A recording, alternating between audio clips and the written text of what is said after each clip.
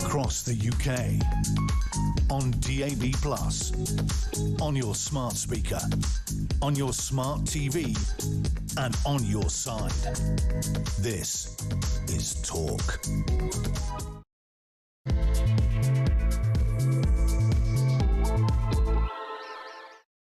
And good afternoon. Yes, welcome back. It is the home of common sense. Lots to get through. Thank you to Julie. She's back tomorrow. So, as you've been hearing, minor disputes and online arguments will no longer be investigated by the police as non-crime hate incidents are being scrapped. Well, sort of. It's a win for free speech. They tell us the move aims to allow officers to concentrate on serious offences. Can free speech be unlawful?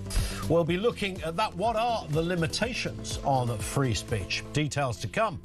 Also, as Julia was just discussing, the National Inquiry into Grooming gangs in England and Wales has started its 3-year investigation. It will focus on areas with evidence of past failings, but not every area where gangs operated. The investigated areas will be announced throughout the course of the coming months. More on that to come.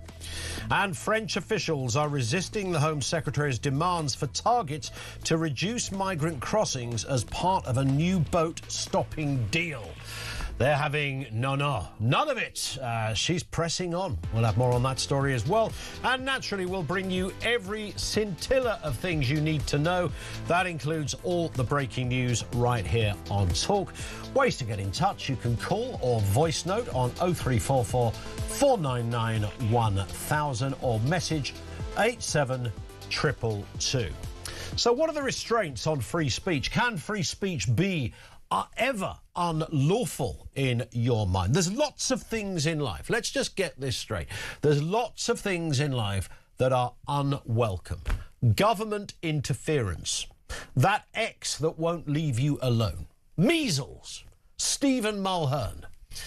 And this. Arresting you on suspicion of improper use of the electronics. In fact, I think you'll find that was about the. Well, let's just try that again, shall we? And arresting you on suspicion of improper use of the electronics communications network. This is in relation to some comments that you've made on a Facebook page. Comments you made on a Facebook page? You're under arrest. Seriously? The UK is to change when police forces throughout England and Wales, this is, record non-crime hate incidents in a bid to end the policing of everyday arguments. New Home Office guidance will say that forces should only log incidents that are potentially relevant to policing. So things like this are not relevant to policing. Basically, our hate crime team reviewed it and said there are offences there we need to explore. Okay. Basically, Section 19 refers to spreading what we say like racial hatred. So you've posted something online that we believe is spreading racial hatred. Twitter, Facebook, I can't explain too much. Obviously, if you've got stuff you'd like to gather, obviously I'm more than willing to talk through what you're able to take with you. What, you're taking me away now? Yes, so you're under arrest, so you're going to Harrogate, unfortunately. You're taking me to Harrogate in the middle of the night over a tweet? I am, unfortunately. I mean, it does rather sound like the punishment was going to Harrogate, doesn't it, in that clip? But there it is. He said our hate crime team have managed to establish some terrible goings-on. The new ruling comes after a review by police chiefs found that the system, and of course this was developed way back in the mid-2000s, had increasingly seen officers drawn into policing debates on social media. And let's be honest, there are many examples of the old bill showing up for stuff that might be ridiculous. An insult on Insta, a mad X on X, verbal fracas on Facebook, someone snapped on Snap. The list, of course, is endless. Someone gets insulted, they didn't like your gender views, or just someone who had their feelings hurt. Someone has been caused, obviously, anxiety based upon your social media page. That's why you've been arrested. Get out of here! Someone has been caused anxiety based on your social media post. These things are recorded when the police received a report perceived by the caller to be motivated by hostility or prejudice towards people with certain characteristics. It could be race or gender. It could just be a view that somebody has which does not meet the bar for prosecution under hate crime laws. Therefore, there is no law to be broken. There is no therefore no need for a visit from the old Bill. These are not crimes. They stay on police records, however, and can be disclosed during enhanced background checks when applying for certain jobs. However, this new report, being published today, the body representing police chiefs will say their use has become disproportionate in recent years. Really? I mean, we've got so many examples. We just played you 3 clips there. There are hundreds of these things.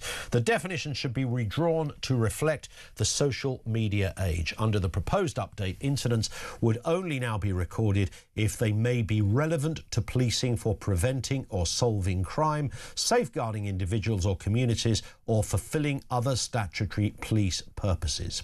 Well, well, well. So here we are in a very curious place when it comes to criminality, hate crimes, non-crime. It could still be logged then if somebody says, well, what you said could, at some point going forward, help us solve a crime. So you've said something. We're not on this occasion going to visit you, perhaps, or we might just warn you. We're not going to write it down in one sense, but we'll write it down in another sense. So it will mean we have details that, because, you know, who knows, going forward you might do something and then we've got a record of what you did before. So it does sound a little bit wishy-washy on this one. How much of it are they going to get rid of? Tell me this. Does free speech come with responsibility? I know it sounds like a Spider-Man phrase. Can free speech be unlawful? Are there limitations on what you should be allowed to write on social media? And is it any longer an excuse just because it's social media to say that you can, well, put whatever you like? I mean, just one cursory glance at X or the many other platforms out there will show you the kind of things people are happy to write, some not even hiding their ability. I find it interesting when somebody is, I don't know, libeling someone or someone saying something that could lose them their own job because it might be a bit outrageous. I don't want to criminalise those people, but where is the line? Where is the line on free speech? 0344 499 1000. That, of course, is where you will find us. Let's get a word from James Price, former Conservative government advisor, who often helps us out on these stories and the other big ones of the day. Always good to see you, James. I mean, this one has floated around since the 2000s. It's not new. It was the old wicked Tories that started this old caper. What's going on? Well, I'm really glad to be with you, mate, especially because now with these non-crime hate incidents, you and I can really let our hair down and say what we really think. Absolutely. Happy days, right?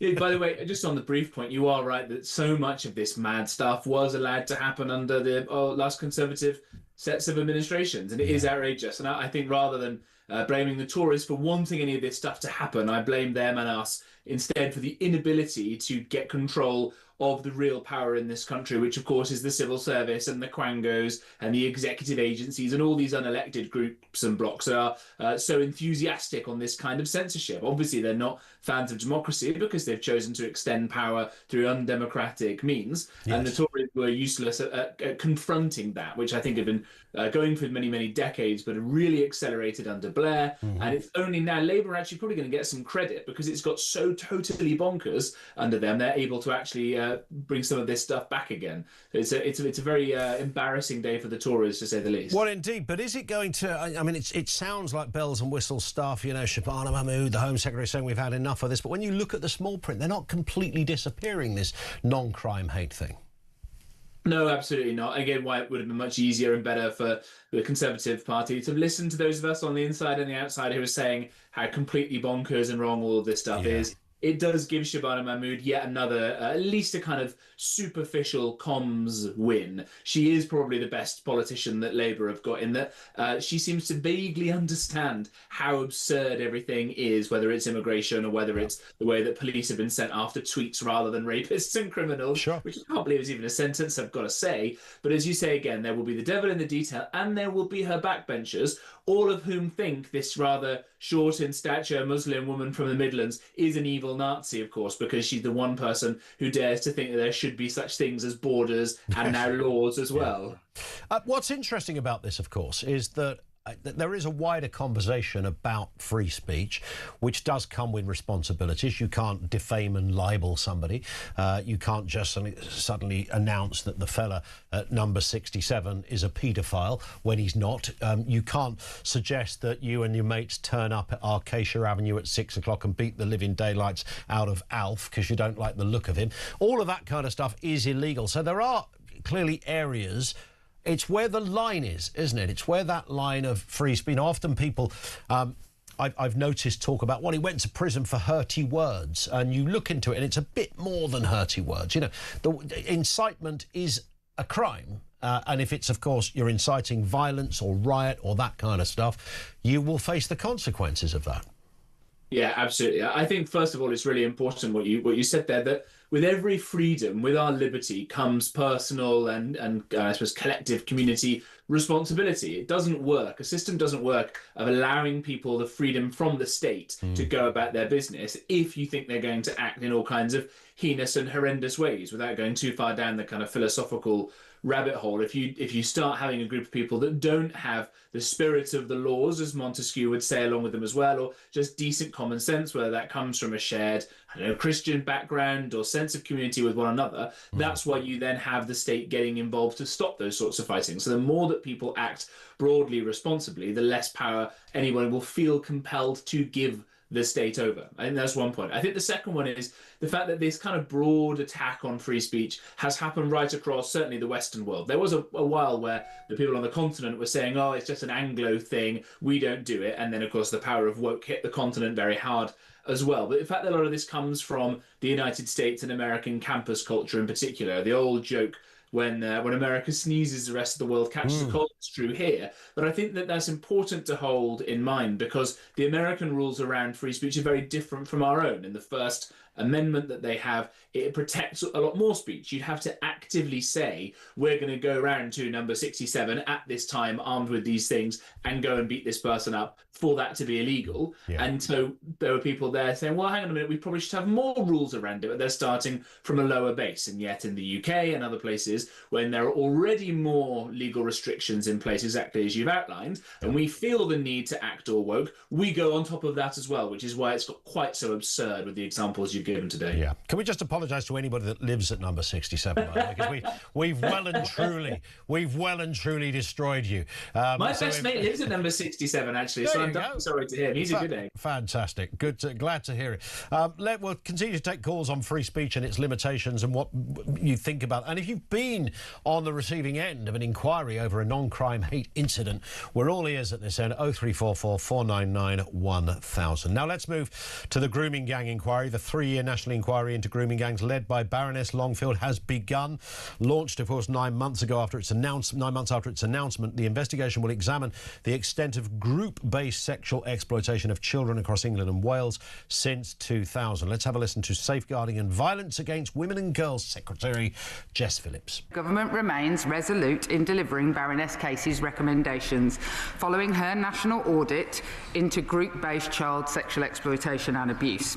These crimes committed by grooming gangs are among the most horrific imaginable, and her report exposed over a decade of institutional inaction, and we are determined to ensure such failures are never repeated.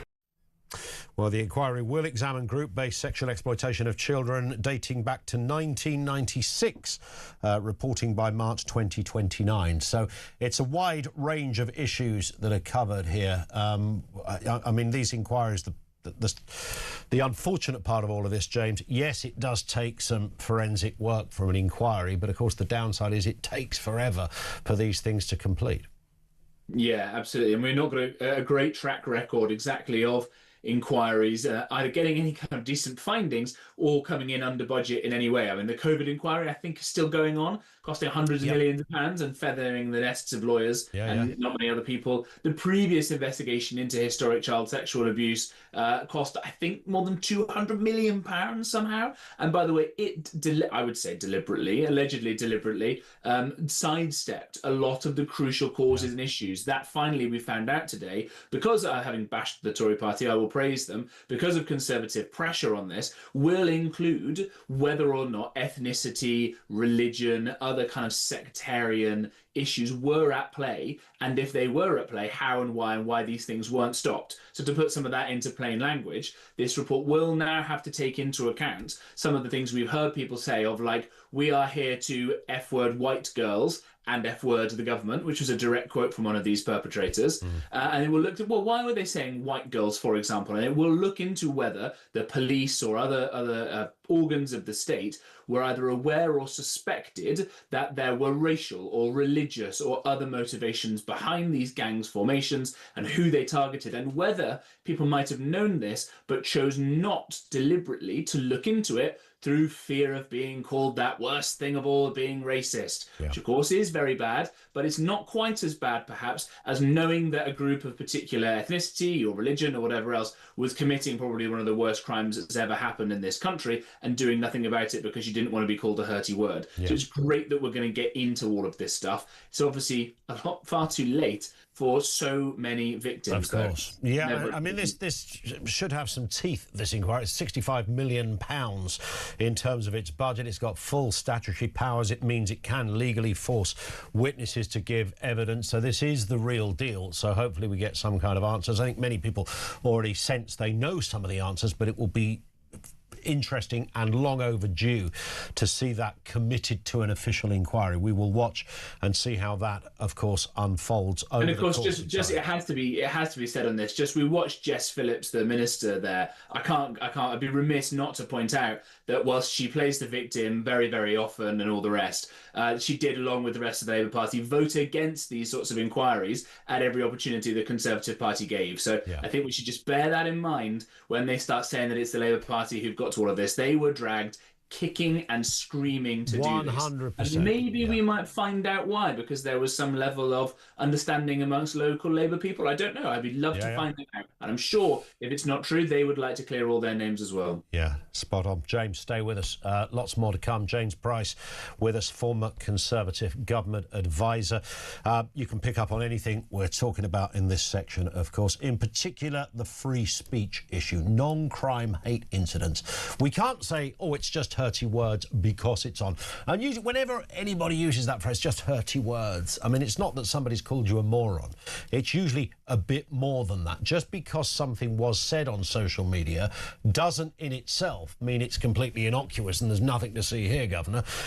There can be terrible things that are said. The incitement to kill somebody, to create a riot, to do horrendous things to a neighbour that you just don't happen to like. There's all of that stuff as well. However, we also know that tons of people have been dragged through the legal mud because they happened to say something that someone disagreed with, where it wasn't racist, it wasn't violent, it wasn't something that was, you know, likely to incite some horrendous uproar among the general public and see people at night time going through the streets with lanterns chasing down the wicked individual. We're talking about people who just hurt someone, cause some anxiety.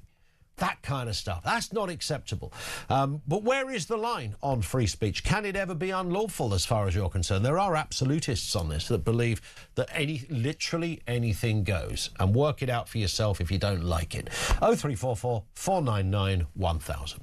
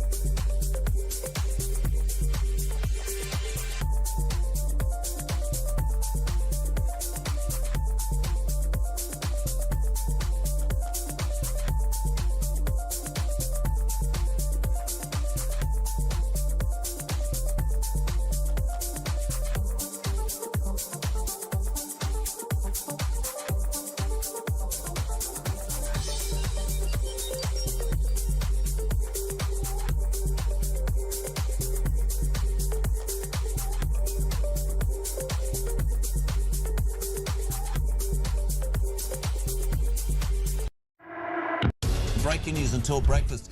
Two men, aged 47 and 45, have in the last hour been arrested in connection with the Golders Green arson attack. To me, symbolising absolutely a rise in anti-Semitism. Again, nothing from the government. Breaking news. It's just a small matter. They have just an announcement saying transgender girls, i.e. boys, they must leave Girl Guiding by this September the 6th. We are buying from Norway because they fully exploit their share of the North Sea oil and gas fields, and we don't. Alice in Wonderland nuts. Across the UK, on DAB+, on your smart speaker, on your smart TV, and on your side. This is Talk.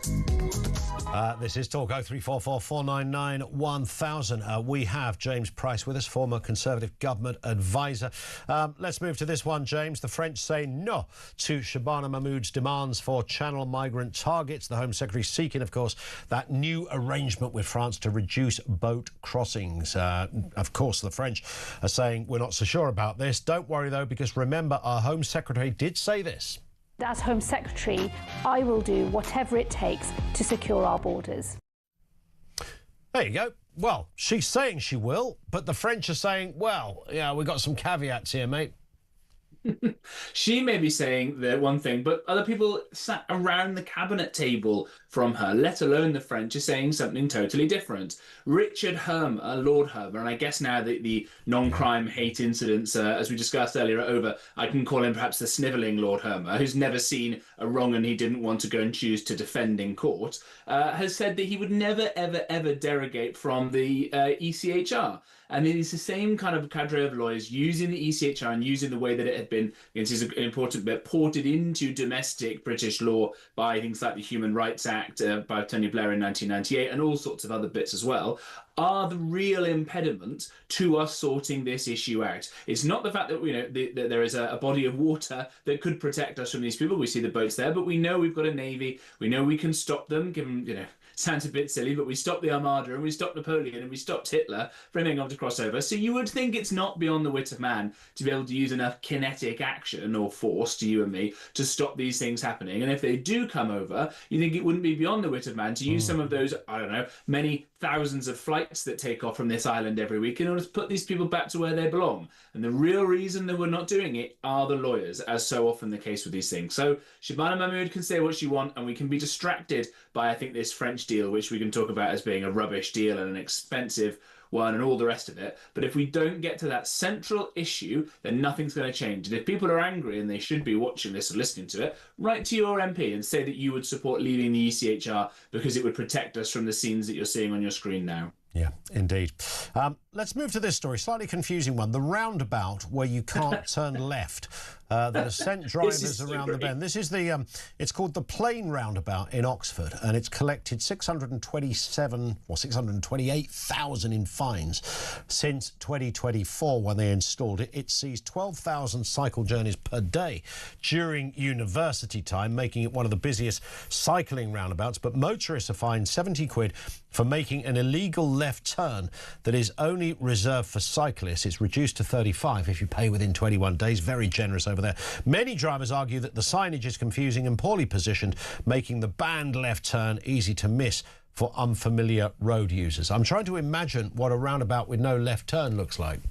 That's just a perpetual circle, right? Yeah, I think that, well, there's a great Simpsons episode when they come over to the UK and they get stuck on a roundabout and end up going round and round it for hours and hours until Homer says, I'm going to act the way Americans do best, unilaterally, and just turns against all the traffic to escape it.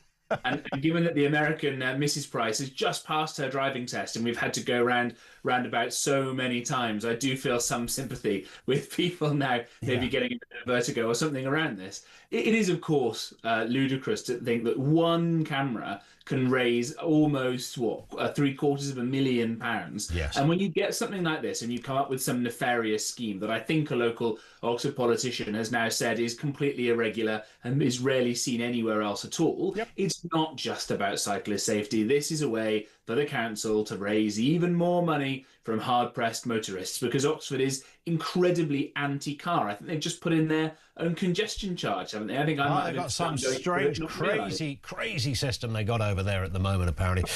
It's interesting. Roundabout etiquette, by the way, separate point, but it feeds into this. When you come off a roundabout, can you just indicate left to tell everybody else at the next junction you're coming off? Don't keep your right indicator on when you're going left. You wouldn't go to a T-junction, indicate right and turn left. It's the same thing.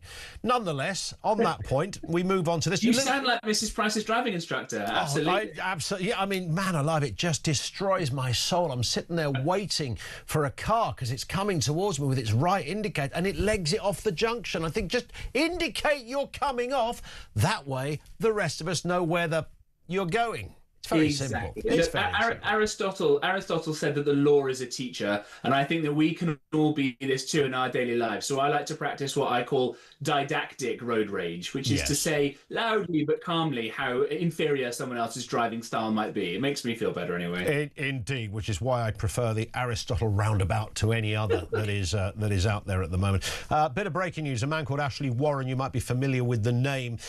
He was the man whose XL bully mauled his 68-year-old Esther Martin.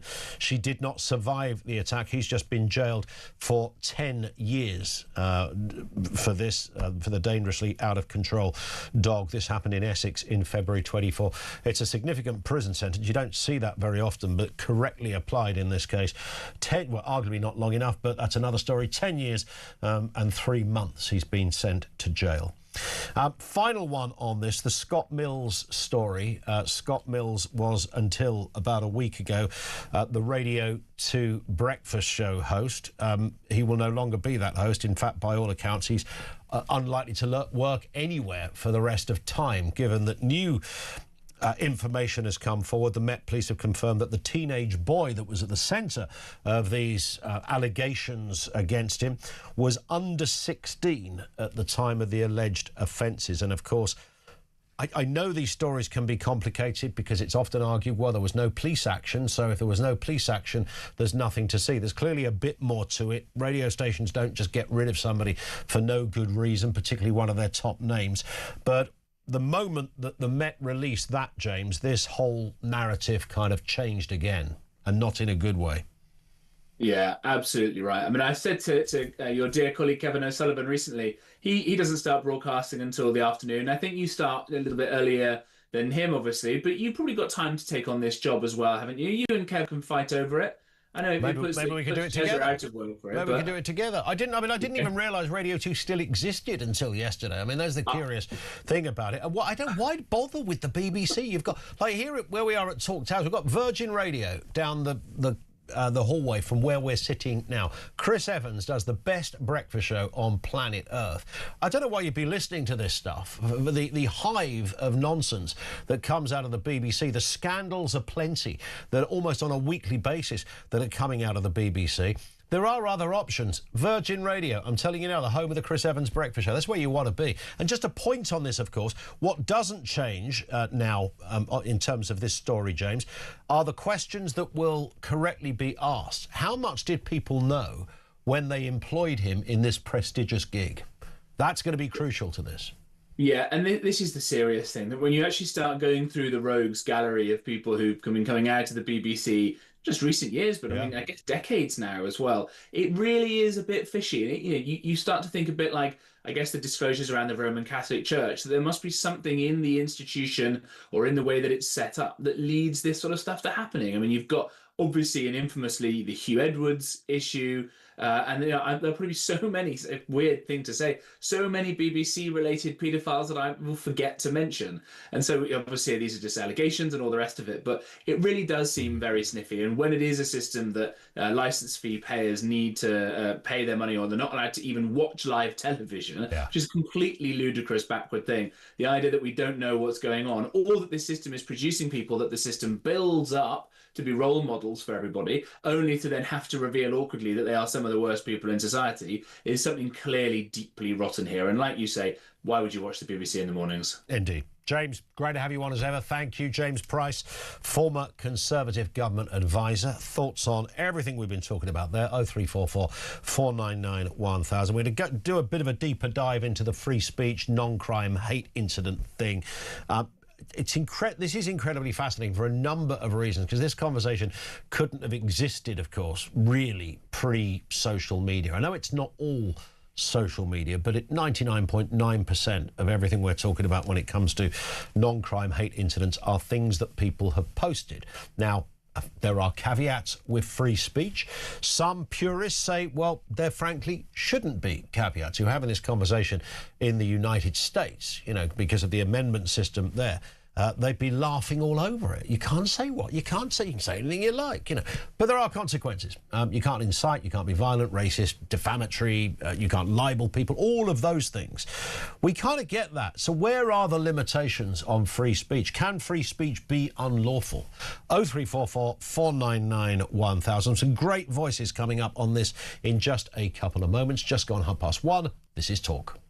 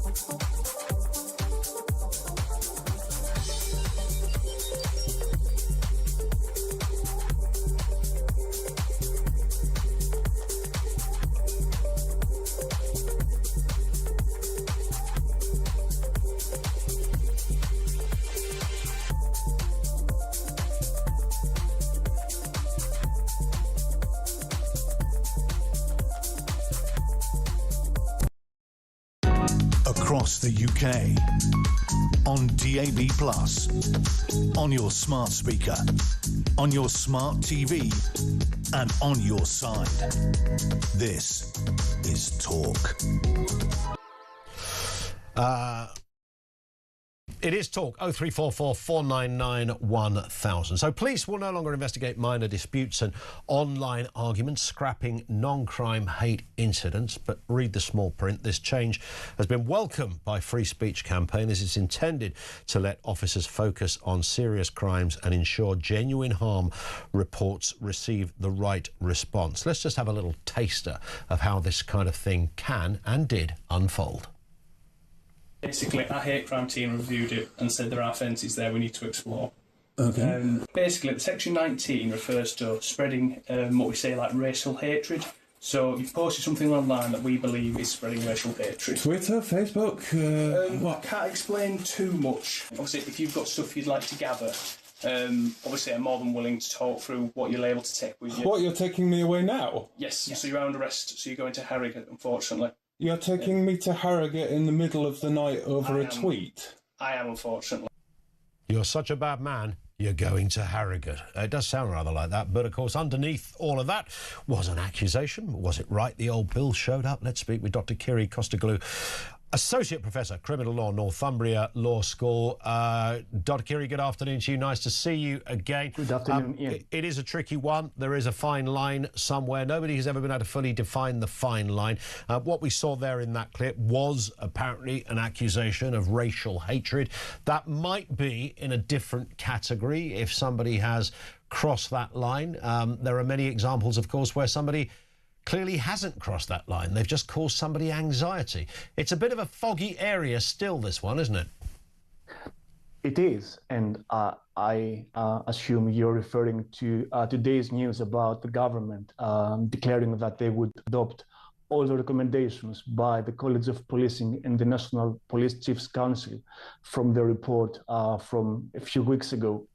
But let us be clear about the following thing, that they had no leeway there. Following the Court of Appeal judgment from a few years ago, it was clear and entirely foreseeable that this whole NCHI, the non-crime hate incidents saga, would lead to that decision today. So no surprise there. Was it ever created? Because it's quite hard to see, and yes, of course, there are things that people write that cross a line. I mean, I'm not sure about sending people to jail for this stuff unless they've literally incited people go around to somebody's house and kill them or something. That's a different category. Most of the things that we've seen here are not about that kind of thing. So what do you think was the original thinking behind the College of Policing coming up with this? Yes, well, we have to go a long way back if we have a few seconds for that. It goes back to the horrific and racist motivated murder of Stephen Lawrence in the Macpherson report.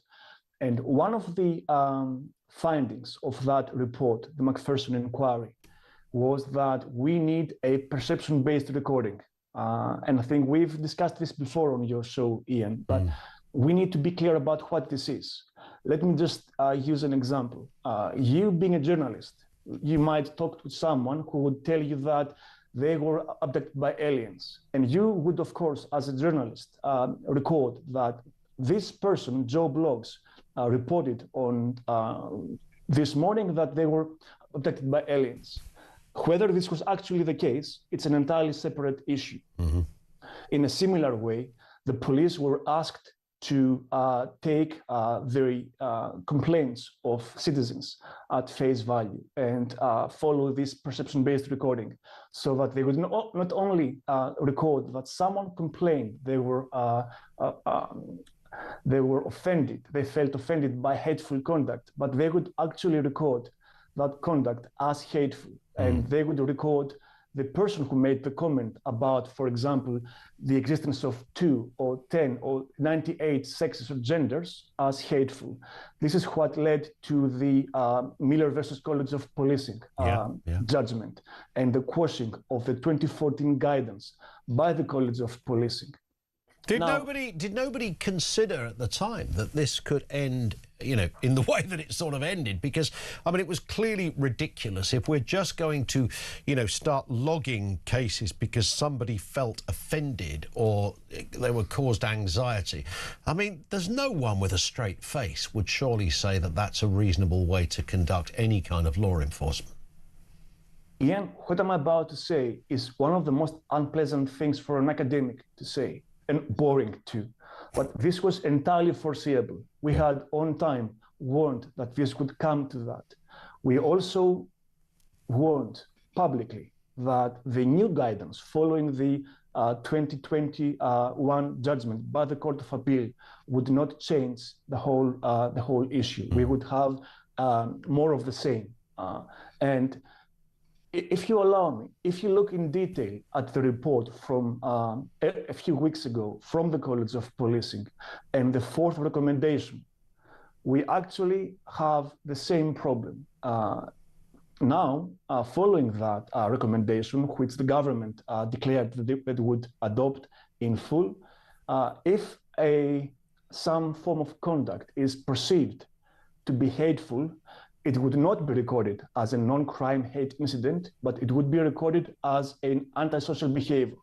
Now, I can imagine that for a citizen who is engaging in complex discussions about politics and gender and all that, it would make no difference whether whether their conduct would be recorded as a non-crime hate incident or as an antisocial behavior, which still attaches a stigma on someone's behavior and can generate a chilling effect. And that's the problem with Article 10, with free speech, that when police conduct generates a chilling effect, people might think twice before making any comment that might be perceived as hateful. And if you allow me one more comment, what I find concerning, and I hate to sound pessimistic, but well, that's my job, I guess, is that in the report from the College of Policing, it is mentioned explicitly in the first pages that the principles of the Macpherson report remain unchanged, and I quote, remain unchanged. And one of those principles is, of course, the perception-based recording. So when I read in the fourth recommendation that we would treat conduct that is perceived to be hateful as antisocial behavior, I am a bit concerned, and I think so should we all, especially citizens who go online and express their views, as they have, of course, the right to do so. Indeed. Dr. Curie, great to have you on again. Thank you, sir. Associate Professor for Criminal Law, Northumbria Law School. We'll talk to David Rose shortly, Director of Policy Research at the Free Speech Union. This in from Andy in Liverpool, who says the amount of law-abiding people who've never been in trouble in their lives that have had a police turn up mob-handed for social media posts is crazy. When you can't get the police to turn up for a burglary or robbery, it is disgusting. That's the bit, right? Okay, for me, nobody's explained this to me. I do a lot of work with the police. I bump into more police officers and probably know more police officers because of my job than the average person would do who's not associated with anyone in their family who's in the police, if that makes sense. And I still can't work this out. I cannot fathom.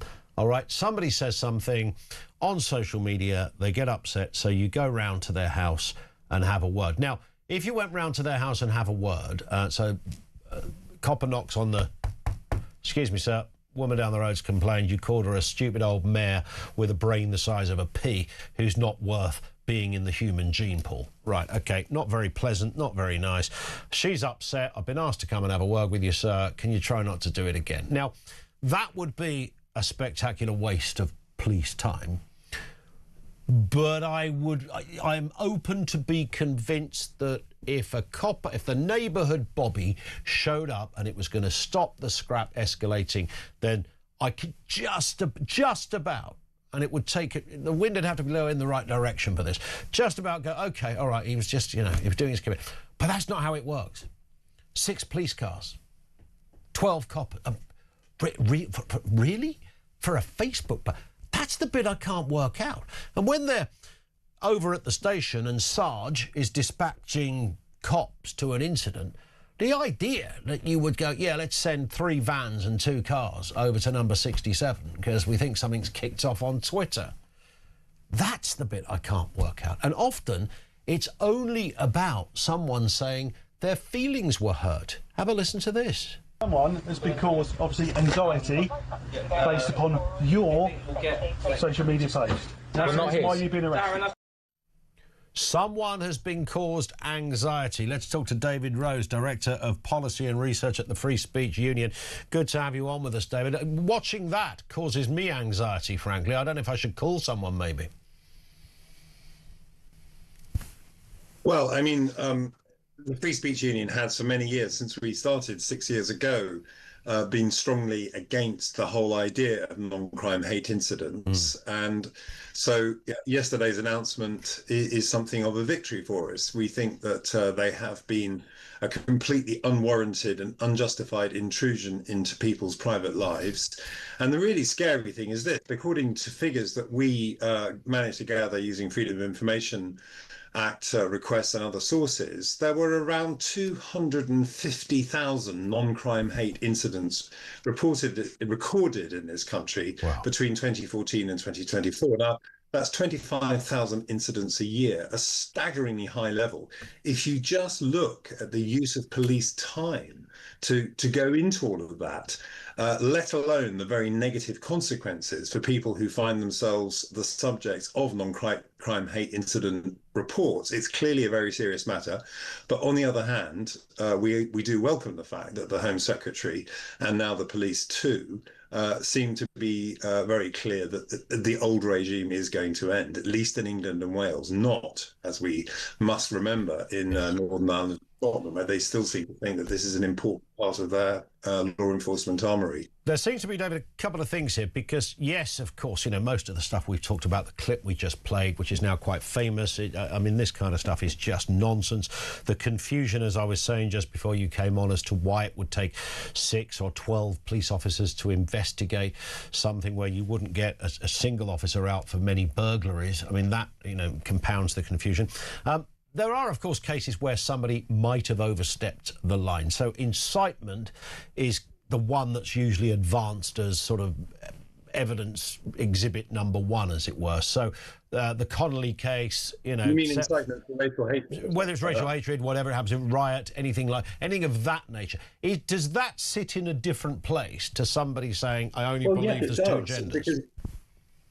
The point is this, that if somebody has posted something or sent a message which is threatening, intimidatory, motivated by, you know, some form of hatred, if it does amount to stirring up racial hatred, well, it's not a non-crime hate incident. If proven in a court of law, then that is a crime. It can be a crime under a number of different statutes: the Malicious Communications Act, the Communications Act, and the Public Order Act, and now perhaps also the Online Safety Act, which of course is a very recent piece of legislation. Now, the difference between non-crime hate incidents and those alleged crimes is in the terminology. A non-crime is something for which you cannot be arrested and you cannot be held to account in a court of law. But at the same time, because it is a non-crime, you have, as the object of that complaint, very little idea of how well-founded it is, what the basis of the allegation is, even that it exists. And then some way down the track, you may apply for a job which requires an enhanced disclosure and barring service, DBS check. And at that point, the police may disclose that you have been the subject of a non-crime hate incident report.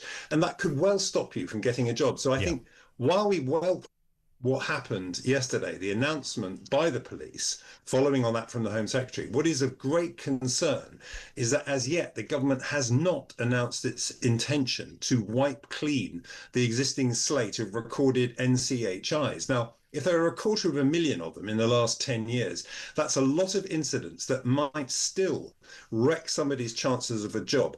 And I do come back to this point about a court of law. If there's an allegation of incitement or harassment or expressing racial hatred, fine, put it before a court. That's a perfectly decent and sensible thing to do. If somebody is guilty of such an offence, then there are a range of penalties available.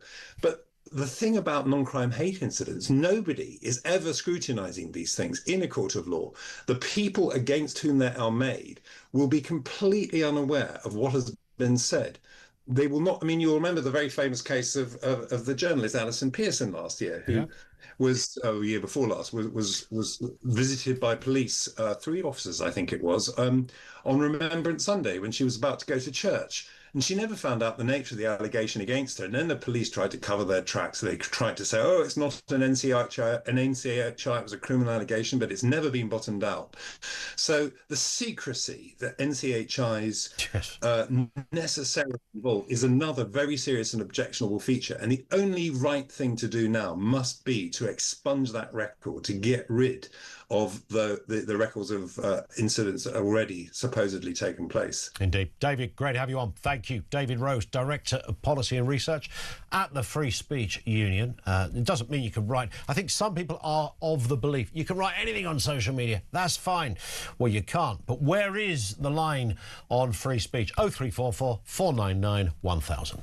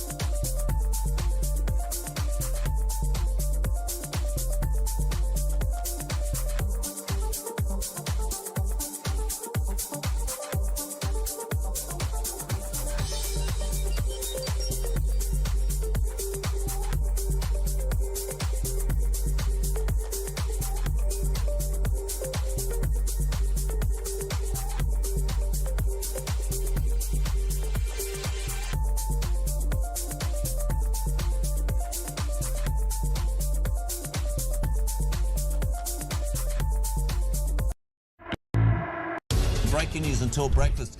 Two men aged 47 and 45 have in the last hour been arrested in connection with the Golders Green arson attack, to me symbolising absolutely a rise in anti-Semitism. Again, nothing from the government. Breaking news. It's just a small matter. They have just an announcement saying transgender girls, i.e. boys, they must leave girl guiding by this September the 6th. We are buying from Norway because they fully exploit their share of the North Sea oil and gas fields, and we don't. Alice in Wonderland nuts. Across the UK, on DAB+, on your smart speaker, on your smart TV, and on your side. This is Talk. Caroline says, the council caused me anxiety, raising my business rateable value by 4,000 quid. Send in the police. Arrest the council. They've caused me anxiety. Yeah, that would be surely a good reason. And that's, I would say, legitimate anxiety. Police no longer investigating minor disputes in online arguments. They're scrapping the non-crime hate incidents. That is the general buzz around all of this. Let's get a word on this with Kelly J. Keane, founder of Let Women Speak movement. Kelly, good afternoon to you. You know all about having a bit of jip because of your words. It's something you've encountered on more than one occasion. That's right. I think I was the first woman or first person to be interviewed under caution for suggesting that maybe men can't be women and it's wrong to transition kids. So that was way back in 2017 I was first contacted, and I've had more than my fair share of contact with police over the years. Yeah, and it's largely been... I always find these I think I've said this to you before, I find these conversations quite interesting, that if we'd have had them, 10 or 15 years ago, people would have just thought, well, sorry, what have you said that's controversial? Why have you said... You've said nothing that's weird, and now it's kind of you're being asked to explain yourself for just stating a very, almost the dictionary definition of something that is not controversial. You are now forced to explain to a law enforcement officer what you mean by that and what are your motives. Yeah, absolutely. Well, as you may or may not know, I did put the dictionary definition of the word woman up on a billboard, and that was removed for hate speech. But the bizarre thing is about the police is I'm like a really good example of everything is wrong with the United Kingdom, and I'll probably need to finish that paragraph before I put myself in a dodgy position. And that is that when I've asked the police to help me, when I've been literally physically intimidated and assaulted by trans activists, they've treated like I'm still the aggressor. And then when I say something online about those same people that have surrounded me, like the group of people, then they're very swift to come and interview me under caution. I mean, I tried to have a women's rights meeting in the middle of lockdown, and we did all silly things like chalk around us so everybody could stand 6 meters or 600 miles apart, whatever it was. And we had 2 police vans, and some of the women in our number, for daring to go and speak in public, were in mobility scooters. So, the police have got it so wrong. And recording, non-crime, really. Doesn't that say non-police? Non-crime, no police. Well, I would have thought it sort of explains itself. But apparently not. Not only does it not explain itself, it's not like the community support officer shows up. You often get 16 officers knocking on your door at all times of day and night. Yeah, absolutely. And I wonder if they've been recording some of the sort of the Christian preachers. I wonder if they have been recording them as also non-crime hate incidents. Possibly. But it's we all know that the police aren't very visible. They don't come when you need them. I mean, if you want to phone something that isn't, even if someone's breaking down your door, I do know people that have had people in their house, and the police haven't come. So, we've got, is it 101 that you can call and wait sort of 3.5 hours for someone to answer the call? The only way of really getting a police attention very, very swiftly is actually going to a station that's open, which are few and far between. Indeed, few and far between indeed. Kelly, we've got to stop there. We are short on time. Great to have you on as ever. Kelly Jakeen with us on the programme. Let's get a word with Rose Simpkins, Chief Executive of Stop Hate UK. Rose, good afternoon to you. I hate hate as well. I think we all do, don't we, really? But I guess defining what it is has become the tricky area. The example our last guest gave, there are only two genders. Is that hateful? Well, I'm not here to discuss the transgender issue. No, I was giving that as an example of why the police might show up at your house. Yeah. Well, I'm not sure that they would turn up at your house on the basis of that. So I think there are lots of stories about how the police have got involved, and they will be few and far between, if at all. So let's stick to the reality. The reality that we see at Stop Hate UK is that people are harmed by crimes, but also by what we would always have called incidents. And in the last couple of years, the police have started, or generally the term non-crime hate incidents has been used, and I understand why the general public find that confusing. But we just used to call them incidents that didn't cross the crime threshold. Individually. What we know is that if those incidents are repeated, they can become crimes, because they could become harassment, they could become stalking, even like coercive behaviour. So the incidents in themselves are important to know about if they might lead to, say, someone becoming extremely vulnerable, or they might lead to community tensions and actually the sorts of things that would worry us all, regardless of our politics. So there are things that the police need to know about. How they deal with them is a matter that they need to resolve. What we're concerned about at Stop Hate UK is that people still feel there is somewhere for them to go, and not be put off by this. By the headlines today. But you're right, people should be mindful. If you're telling people to go and set fire to a hotel with migrants in it for all they care, then that is a very terrible thing to do. You end up in court, that becomes a crime. And that did actually happen. If somebody's just got an opinion on something that upsets someone, caused them a bit of anxiety, of course, that is not a crime, and the emphasis should not, I guess, be on the individual that said it. It should be on the person that complained to, grow a pair and have thicker skin, perhaps. We stop there, Rose, because we're out of time. Thank you for your time. We'll get you on again. I have to say, I disagree with you.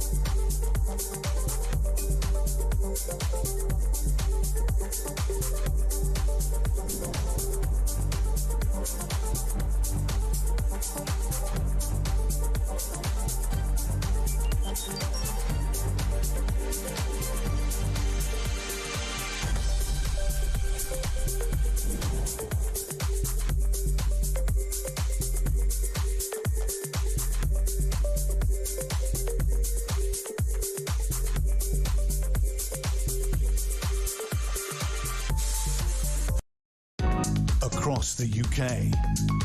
On DAB+, on your smart speaker, on your smart TV, and on your side.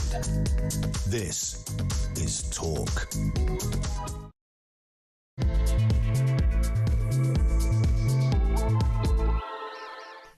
Afternoon, yes, welcome back to the home of common sense. We're discussing minor disputes and online arguments that will no longer be investigated by the police as non-crime hate incidents after being scrapped. Well, sort of. It's a win for free speech, sort of. The move aims to allow officers to concentrate on serious offences. If you upset someone, that will never ever be cause for the old bill to show up at your house. That's how it should be. And if the other person says, but I've got anxiety, so what? You're offended. So what? Also this afternoon, on a far more serious note, the National Inquiry into Grooming Gangs in England and Wales has started its 3-year investigation.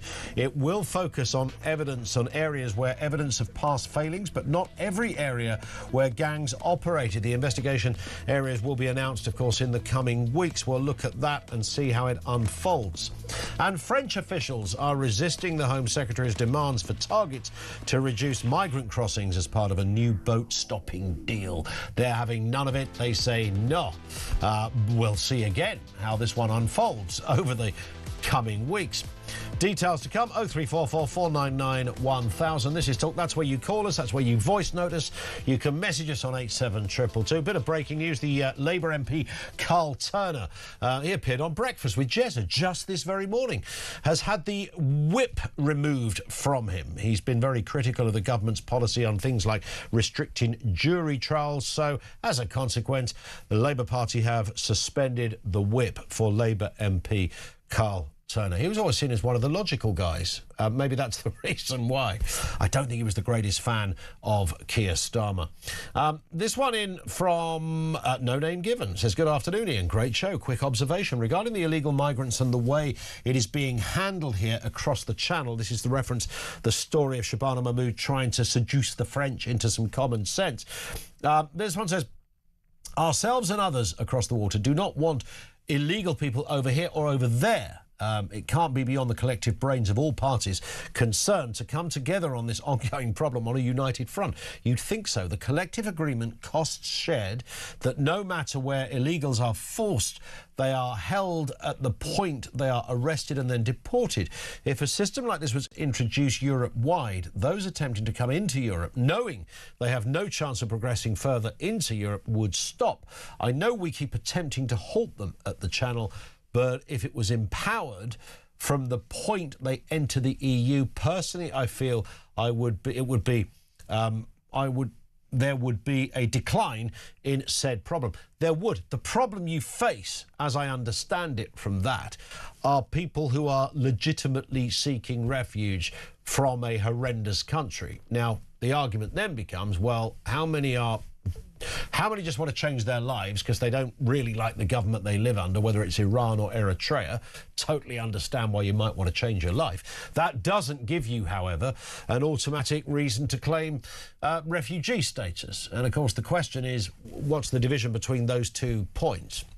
The argument continues. Thank you very much indeed for that one. 0344 499 1000. Now, Keir Starmer has issued a 48-hour ultimatum to junior doctors, demanding they call off what he describes are reckless strikes. These are strong words from a Labour Prime Minister, directly threatening the medical professionals. The PM has warned that if they proceed with strikes next week, he will withdraw an existing offer to create at least 4,000 new speciality training posts. This is interesting form of what doctors would describe as some kind of blackmail. Let's speak to Gareth Lyon, Head of Health and Social Care at the Policy Exchange. Good to have you on with us, Gareth. I'm trying to work out here whether the Prime Minister is playing a blinder here or whether he's creating a bigger problem. What do you think? Well, it's absolutely right that the strike should be called off. Yep. So this is going to be the 15th set of strikes in the last few years. And actually, it is doing a lot of damage to the NHS. So our research last year pointed out that it's costing the NHS more than £17.5 million a day for each day these strikes go ahead, hundreds of thousands of missed appointments. So it's absolutely right that all action that can be taken to try and avert those strikes should be taken. Now, Keir Starmer's kind of sword of Damocles here is, you know, if you carry on striking, I'll withdraw 4,000 new speciality training posts, which sounds a bit like, you know, I'm going to take your bandages away. It doesn't sound like the kind of language I would have expected from a Prime Minister, let alone a Labour Prime Minister, even if the ultimate thrust of the point is correct. Yeah, so we support creating the training posts, and you're right, those should be completely separate issues. We do need more training posts for UK qualified, UK trained doctors.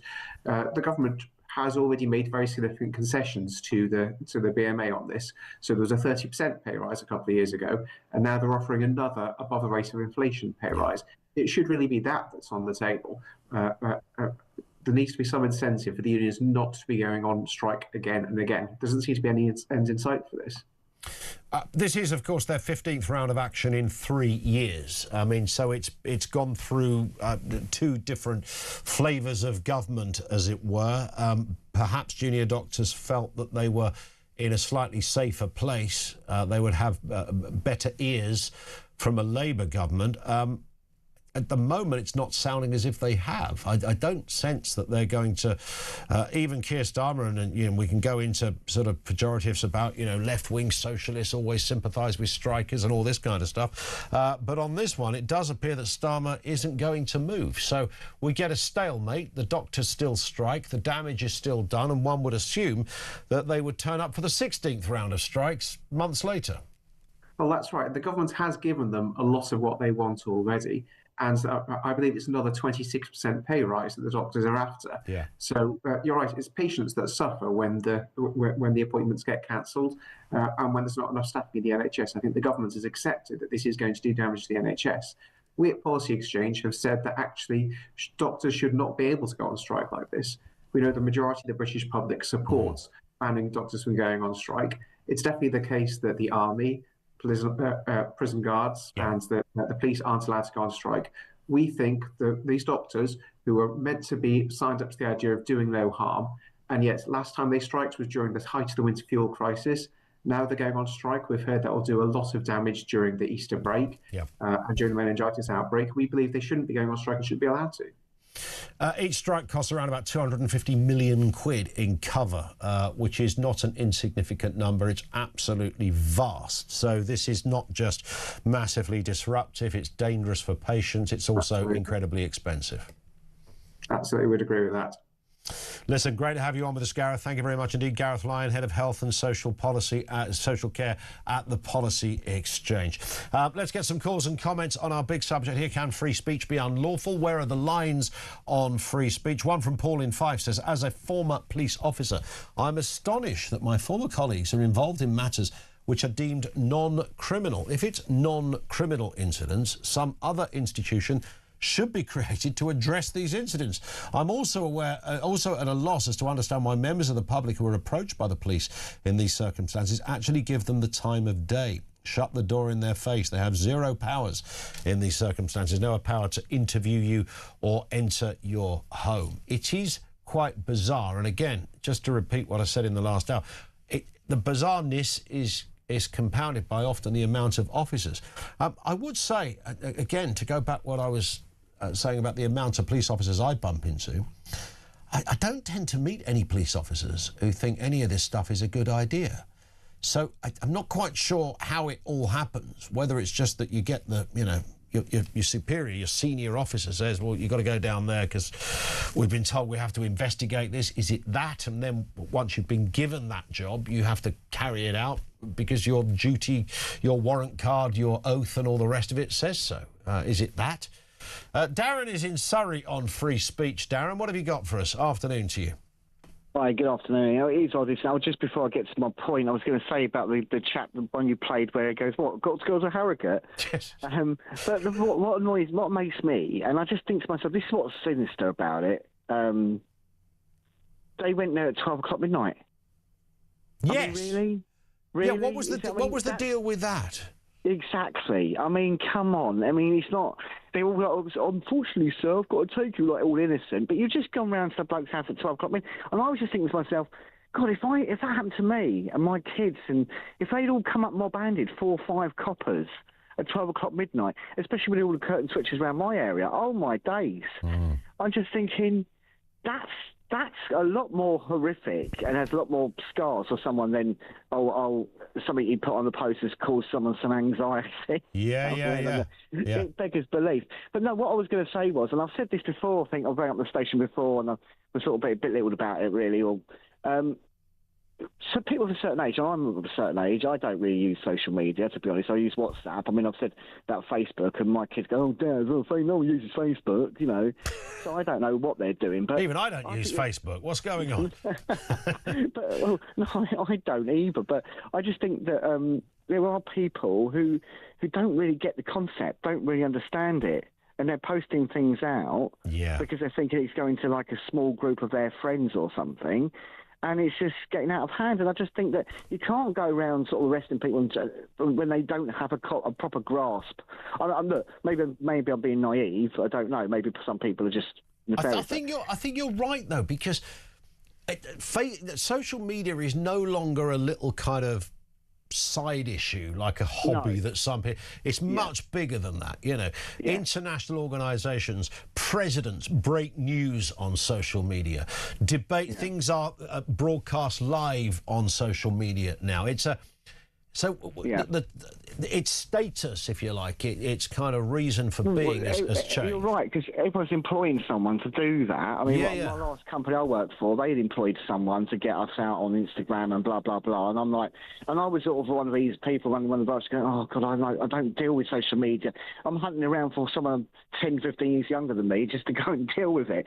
And then I was talking to a chap the other day, my new job, and he was working from home. I said, what do you do? He goes, and he was probably about my age, late 40s, and he was going, oh, yeah, I manage social media for a company. Yeah. And he was talking about moving to Portugal, and he could probably do that from his home. He doesn't need to worry about it. He doesn't need to change his job. He can probably do it from there. Yeah, and I wonder how many people are that expert in this kind of... It's kind of... You know, I deal with these kind of characters a lot, and there are people who are really good at social media. Certainly, you know, in a place like ours where I work, you've got big international newspaper titles and radio stations and goodness knows what publishers. There's a necessity for that, but I do know that a lot of people it's like influencers, isn't it? I'm an influencer. It's like, really? Who do you influence? And what does that actually involve other than trying to trouser a few freebies here and there? But I think on the wider point that you make, Darren, there is... I still think some people are unaware. This is almost the other side of the argument, that you can't just put stuff about people like libel and, you know, horrendous things, lies, and get away with it. You are publishing that work. It's a global publishing platform.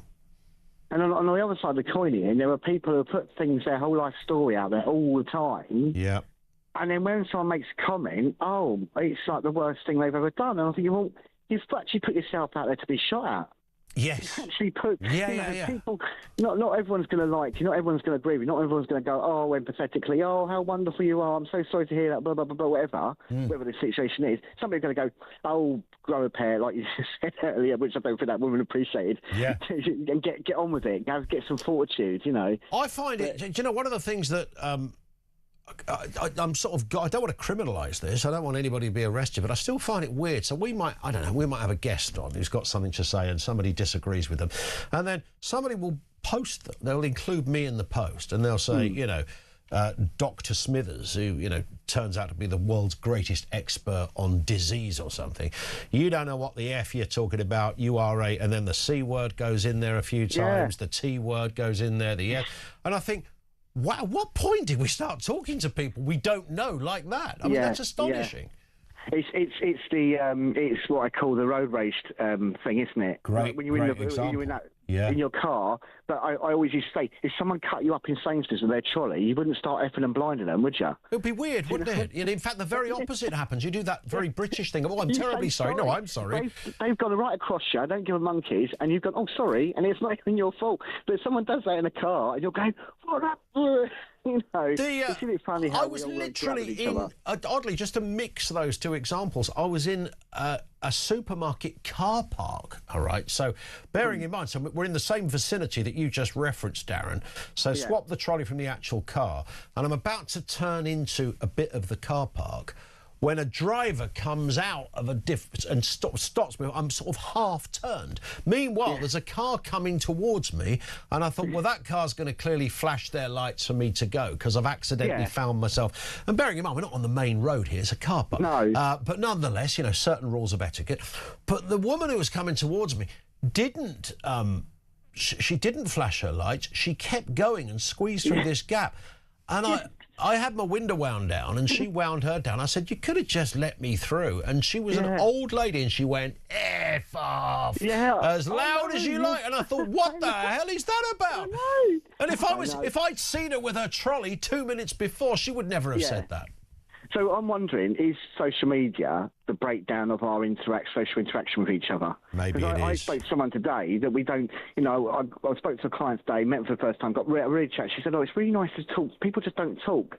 And she was saying about a coffee shop she goes to, you know, to sort of get with the community and have a chat. And I said, yeah, I used to have a pub like that. It was my second living room.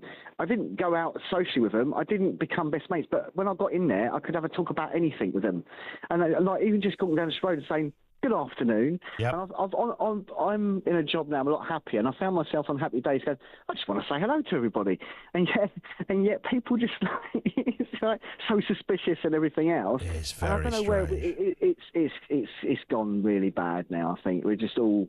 And it's all this hate and everything else, and well, yeah, and I won't go on too much. No, I love it. I love this conversation, Darren. Thank you very much indeed for that. Lovely to talk. Thank you, Darren in Surrey. I genuinely don't get the horrific way people speak to each other. Is it because it's not always anonymous either? You know, you often get those kind of accounts that are almost bot-like in the sense that there's no way of seriously identifying who posted it, but sometimes. You can see it. You can see what they do for a living. It's just a very weird way to approach somebody you disagree with, the level of anger. So I'm not talking here about criminality, just the unpleasant way that you see people communicating is almost out of nowhere. And it's usually based on a very simple fact that somebody just disagrees with somebody. It's nothing more than that. We'll have more on that in a couple of moments. If you're hanging on, we will be with you. 0344 499 1000. This is Talk.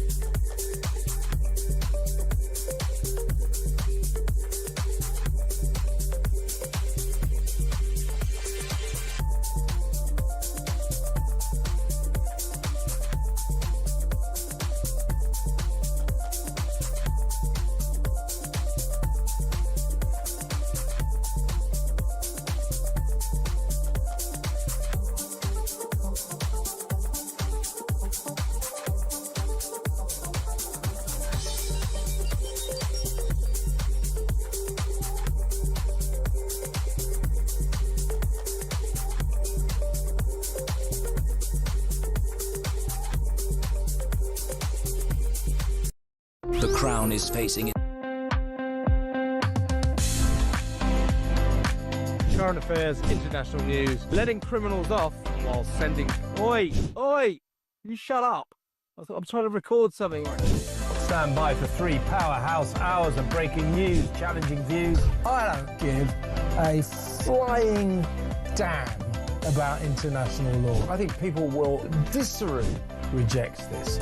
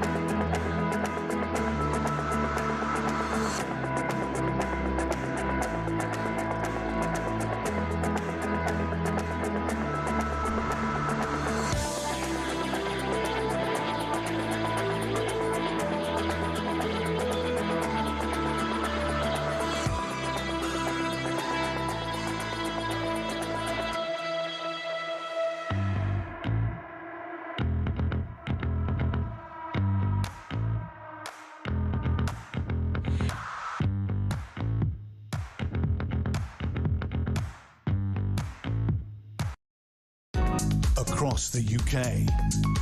On DAB+, on your smart speaker, on your smart TV, and on your side. This is Talk. This is Talk. 0344 499 1000. One here says, Ian, you clearly don't understand social media. These people who put disgusting stuff online are hate farming. They are people who nobody would be interested in at all in the whole world unless they put something terrible online. And they can then farm the replies because that's all they have in their lives. Well, if that was all, I'm aware of those kind of characters. I'm talking about the headmaster at St Mary's High School in X county or city in the country that is having a right royal row with somebody who descends into the most horrendous sort of outrage areas of abuse of somebody, and it doesn't cross a legal threshold. I don't want to send anybody to prison. Even people who have crossed the line, prison isn't the really the place for somebody who got out of hand on social media. Tony is in West Sussex. Let's talk about doctor strikes as well, Tony. What have you got for us? Good afternoon. Hi, yeah, I play golf with a guy down here in West Sussex, and his wife's a nurse and has been for 30 years. And I saw her Saturday cleaning the car. I said, so the doctor's on strike next week. She said, yeah, can't wait. And I said, really? She said, oh, absolutely. She said, they're a pain in the arse. She said, they don't know everything because they're still learning their trade. So what they do, if they're not sure of a situation with the patient, what drugs to use or whatever, I'll speak to a consultant. So they go away and come back, and that could be an hour or two later because the consultant has got other things to do. Yeah. And when they're not there, like next week if they're on strike, she said the wards are run by the consultant. So there's a patient, a problem. The consultant's standing right next to me, and I say X, Y, Z, A, B, C. He says, do this, do that, do the other. If there's no improvement in 2 hours, come back to me. She said, instant decision. Wow. No mucking about, no running around.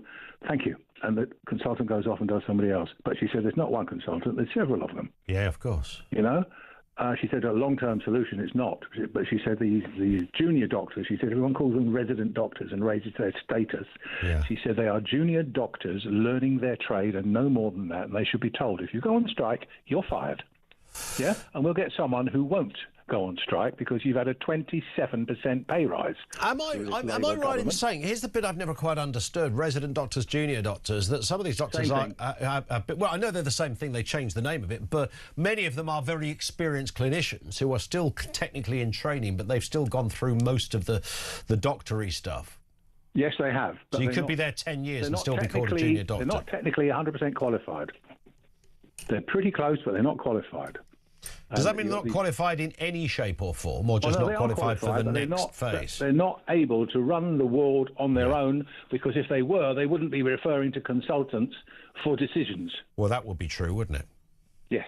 Yeah. That's what she said. What do you reckon about this strike malarkey then? Do you think that there's any chance that, I mean, how do you even resolve the $64,000 question? How do you resolve strike action? And Ronald Reagan did it in 1980. He said to the air traffic controllers, if you don't go back to work by Monday, you're fired. Yep. And he fired 17,000 air traffic controllers. The military took over a few weeks. They were all replaced. Guess what? Ronald Reagan didn't have any more strikes with the country's employed people who work for the government. Yeah. But we haven't. No, he didn't. 1980. You can check the records. It's a fact. I'm sure. Yeah. But that's the kind of leader he was. Thatcher was, and we haven't got it today, I'm afraid. We certainly haven't, Tony. Great call. Thank you very much indeed. We need a more robust response from governments on this. The problem is, of course, if you just fired all of those doctors that are going on strike, well, you'd have two problems. One, you'd have a lawsuit on your hand because it is legal to strike. Within the correct parameters. But number two, if they all left, we'd have no one working in the NHS. So you're stuck. Stuart's in Wigan. On free speech, Stuart, what have you got for us? Well, first of all, can I just say that I have to listen to, I didn't enjoy listening to the woman from Stop It. Yeah, it's a shame. It's a shame. I mean, I should really apologise to her because we didn't get a chance to have a longer chat with her. But anyway, what were you going to say about her, Stuart? I'm pretty glad, to be honest, because if she'd have listened to anybody else, like Kelly J beforehand, she would have realised that whether she thinks they're likely to come and knock on your door, that's exactly what they do. But anyway, the free speech and what I just think it's rubbish. And I mean, I've said this before to you. I know you have a good relationship with police, but as far as I'm concerned, I don't actually think you're in the real world, to be honest. Because I'm a wagon driver. Right? I haven't got a thing to say about police at all, and nor should I have. Because they don't do anything. They're not going to get rid of this non-crime hate. They're not going to get rid of that. They're just going to do it more underhanded, which is what they want to do, because that's what they're good at. They think they're the biggest gang in the country, but they're not going to be for long. But I've never met a copper that kind of agrees with it. That's my contention, Stuart. No, I haven't. No, you speak to the average Bobby, they'll say it's nonsense. But you get sent on a job, you do the job. It's not for you to question the intricacies of the job. I guess that must be their position. They might say that to you, but when they come into an old age pensioner, like about 7 or 8 of them, going on about a tweet. I mean, you've gone about Lucy Connolly. I didn't think that tweet was too bad. Plus the fact that she took it down three hours after. But yet, and you can have brown people and stupid, idiotic white people marching down cities, centres, streets in city centres, calling for the murders of, and believe this, the police, the entire Jewish people. Yep. Oh, but there's no wrong with that. Is there still?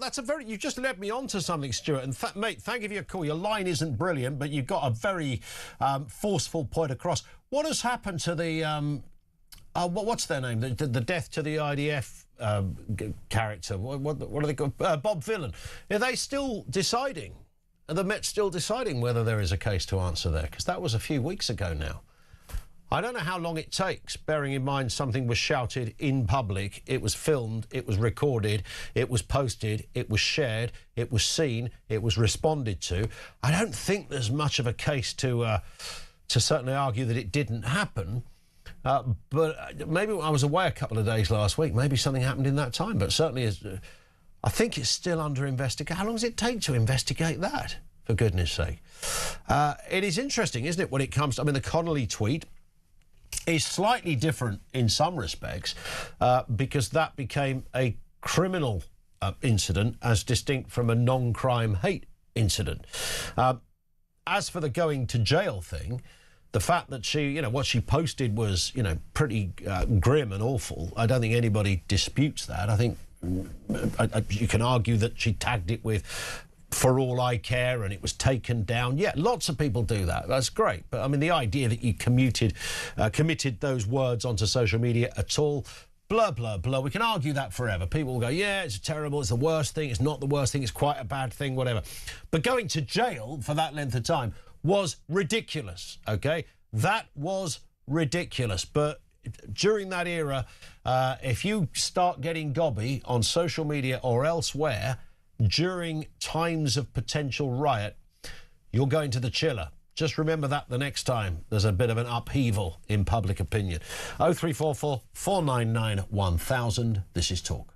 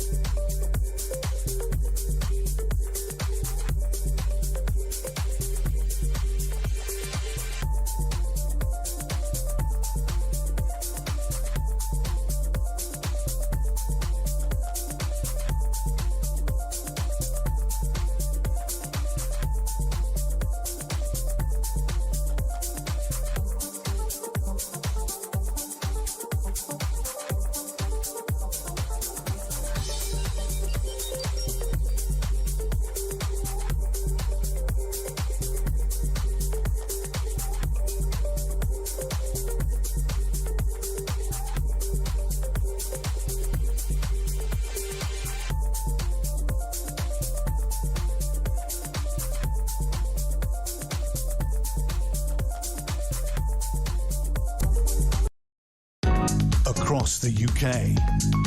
On DAB+, on your smart speaker, on your smart TV, and on your side. This is Talk. 25 to 3 on Talk. Georgina in Cambridge says it just seems to be a coincidence with what's sometimes called snowflake generation. There's a lot of people who think being offended is a criminal offence. People don't have any resilience or ability to ignore things they don't like. Love the show, says Georgina. Georgina, thank you for that. It's a curious one, isn't it? So if somebody gives you a rotten time on social media, is it about what they said? Is it because it's relentless? Should you be able to do whatever you say, whatever you like? Who cares what you say? How far does that go? Does it become kind of stalking? I mean, very rarely does it get to that kind of stage. And if it does, then you might be in for, you know, a criminal investigation. But broadly speaking, so many of the cases we have seen, despite what the Stop Hate guest suggested, are actually solely about someone who just posted something and someone disagreed with it. They didn't like what had been posted. Let's talk about what's happening on the channel, or maybe what's not happening. Home Secretary Shabana Mahmood is seeking that new agreement with France to reduce small boat crossings. Now, she's proposing to link the funding that we give to the French, to the beach patrols, to targets for stopping departures. So it's a kind of, you know, we pay you by results kind of thing. But don't worry, of course, because the Home Secretary did tell us this. As Home Secretary, I will do whatever it takes to secure our borders. Well, she would say that, wouldn't she? But unfortunately, there's the French that are standing in the way. James Starkey is former Home Office advisor. Afternoon to you, James. It's almost like a kind of Groundhog Day thing, isn't it, with this channel, or an episode of Roadrunner. Everybody's coming up with these, you know, we'll smash the gangs, we'll stop the boats, here's a new, we'll give them loads of money, now we'll put targets in place. Nothing seems to work. Hi, afternoon, Ian. Thanks for having me on. I mean, yeah, you're right. It's very much a Groundhog Day scenario. We kind of have this roughly every 3 years, and what the French do is essentially blackmail us, and will say privately and semi-publicly, if you don't hand over hundreds of millions of pounds for us to police the beaches, then we'll just stop and we'll let people come across. And that's what Shabana's come up against. And I actually think, you know, despite being a Conservative and her being Labour being on the other side, I think fair play to her for saying, well, actually, no, we want to see some results if we're going to put up the cash. And I hope she sees it through, because I think that we do, you know, I think the key thing for Labour is learning some lessons from the Tories. And we would hand over money each time. I remember one example, some of the money specifically went on drones. It turned out 2 years later they had never been used. Yes. I always thought, look, I'm, you know, no channel migrant expert, as you might know, James. It's not part of my CV. Neither have I ever been a Home Secretary in either this country or in France. But I would have thought the old drones would have been a shoo-in for a bit of a result. Yeah, I think the idea was you could, obviously, there's, you know, in fairness to the French, the difficulty is you have miles and miles of beach, and it's a cat and mouse game. Yes. And they try and turn up at one place. There's obviously some intelligence involved. They get inside the kind of WhatsApp groups and all this kind of stuff. But it's a cat and mouse, and so the drones obviously helps you with that. I think, to me, it showed how often performative the whole relationship was between the giving of the money, the doing of the deal, and being able to say, oh, the French are going to tighten. And if you look back at the press releases, whether it was under the Conservatives or under, you know, you just highlighted what Shabana said to the Labour Home Secretary, and I'm sure that before her, it will be like, oh, this is a great new partnership, and we're going to see all these, you know, we've got a new win from it. The last time, I think, was the French Parliament agreeing that the French police could go into the water, which had not been legal before, and that was seen as a win. So far as we know, that's not really happening even now. So I think that's probably, you've seen Shabana Mahmood, to be fair to her, is the frustration of seeing some of these things agreed before not really being put into practice. So, like I say, I think, you know, more power to her if she's going to demand money on results, because otherwise I think, frankly, it's throwing good money after bad. Indeed. James, thank you for your time. Appreciated. James Starkey, former Home Office advisor. Am I wrong on the drone thing? I don't know what the official length in miles or kilometres of the French coastline is. I'd have to assume, bearing in mind that most of the boats arrive kind of around Dover way on that southeast coast of Kent, that you're going to come from a particular part of... You're not going to be right over the other side of the northern coast of France. You'd be within a certain, you know, two almost distinct points, roughly. So if you lobbed a bunch of drones up in the sky, you know, your drone these days is not just something you buy out of Argos. I mean, you can get them. They probably work. But I'm talking about kind of ones with some real capability that are filming everything. I'm sure you must have some kind of, I don't know, ANPR equivalent on a drone these days that can pick up movement in the same way that an aircraft and police helicopters can pick up infrared to detect someone who's missing or running away from the police, something of that nature. So you let, I don't know, 30 of these things across the skyline. They go up, what is it, 100 metres, 200 metres, whatever the number is.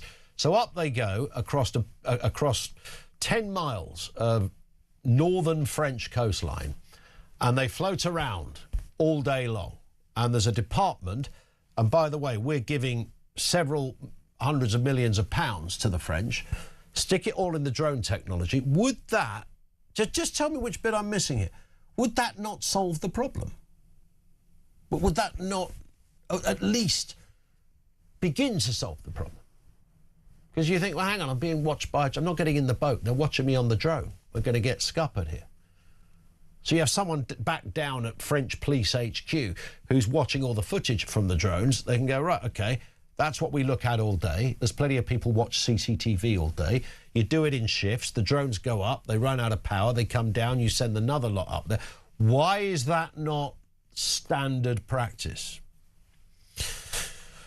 One here from Kevin in Sheffield. The illegal migrant problem. I'm confused as to why we need to deal with other countries. Surely if people have broken into our country via France, we should be able to instantly send them back, regardless of which country they say they've come from and the reasons why. We should just put them onto the next Eurostar back to France. If they try it again, then we repeat the process over and over again. This will stop people coming, and it will be far cheaper.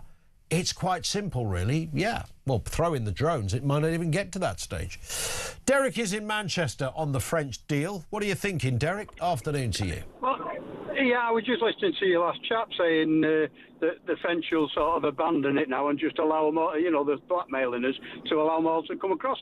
Surely, if that's the case, we have got every right to drop them straight back on the beach that they come off. And with technology, as you've just said, drones they can film, they can heat seek, thermal imaging and all that. They can tell where they've come from. There's no mistaking that they've come off a French beach.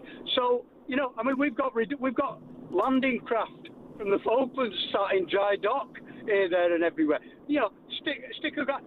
Every time you get a full one of them, send it back and land them on the beach. I don't see what the problem is. I really don't see what the problem is. Well, you then end up with apparently, I'm just going by what I'm told, Derek, you end up with a massive diplomatic fallout with France, which would then be supported, the French would be supported by other EU countries. We'd end up more scuppered than they would. Well, big deal. We're supposed to have left the EU for a start. But secondly, what is the problem with having a diplomatic spat with a country that is letting us, our country, get invaded? You know, I'm not being funny, but if had we not gone over in 1945, I think they'd have had a problem, wouldn't they? And now they're doing exactly what was being done to them on us. Do you think there's any government out there? Because the short answer to everything you and I have just talked about, Derek, is, and loads of Home Secretaries would go, if we could do that, we would do that. Yeah. They don't want to. They do not want to. Because for a start, if when these people landed, if they didn't want to upset the French like they upset us, and they didn't want to do that, then they could quite easily build camps for these people, not give them money, camps, give them the meals per day. I'm not so going to say to starve them, but no money, no prospect of ever staying here. And I'll tell you now, the boats would dry up. The boats would dry up. But I mean, the French don't want those people on the coast because, of course, the more people that get across Of course, they're sending them to us. No, but the more people that get... But even before that, they've got camps of hundreds, sometimes thousands of people. They don't want that on their northern coast. It never goes away. So they've got a reminder constantly. And so it's in France's interest to stop it because it stops a problem there. But somebody like, I don't know, Priti Patel or Suella Braverman, these are fairly what you'd call centre-right politicians. They couldn't solve it. So? Well, I mean, I think you'd have to give them the benefit of the doubt on that one. They're all, listen, even the whole last Tory government was far to the left. Yeah, we've had a left-wing government since Tony Blair. You know, at the end of the day, these people are international communists. I don't care what anyone says. And they're trying to destroy this country. Do you think there's a party out there that's going to solve it, Derek? Well, the only one that I can think of, to be quite honest, is Rupert Lowe. I mean, going off what the rhetoric on the internet is, the only one is Rupert Lowe, because I know it certainly won't be Nigel Farage, as much as I will lend him my vote if Rupert Lowe doesn't come up with a bit more organisation. Sure. But Nigel Farage certainly isn't the answer because he's part of the establishment. The only reason Nigel got into politics was to destroy the BNP many years ago. So, you know, he's certainly not the answer. Well, we will watch with interest over the next couple of years. It's not going to be dull. Derek, thank you very much indeed for that. And, of course, local elections, 7th of May. What's that, 6 weeks away? Something of that nature. 6 weeks on Thursday. Was it 7 weeks on Thursday? No, I'm going to say 6 weeks on Thursday. Does it flipping matter? It's on the May the 7th, all right? It's not far away. That's going to be a really interesting thing. Arguably the most anticipated local elections ever, certainly in my lifetime. Because local elections they don't really get people out of bed in the morning. You've got a new councillor. Did you know that? Oh, couldn't care, mate. I mean, road tax has gone up, and goodness knows what else. What's that all about? 5 weeks. Sorry. Finn was making a weird sign. I thought he was trying to communicate with me in some kind of is there a psychic connection we make with our hands? 5 weeks. So 5 weeks on Thursday. So it's close, it's around the corner, and it's decisive. Will it give us a taste of what is to come in 2029? And even if I keep saying this, even if it means that Starmer ends up getting booted out of the Labour Party as booted out as leader, doesn't mean there's going to be a general election.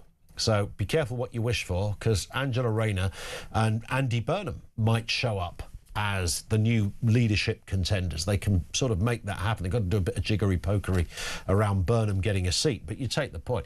0344 499 1000. More from you on the way coming next. This is Talk.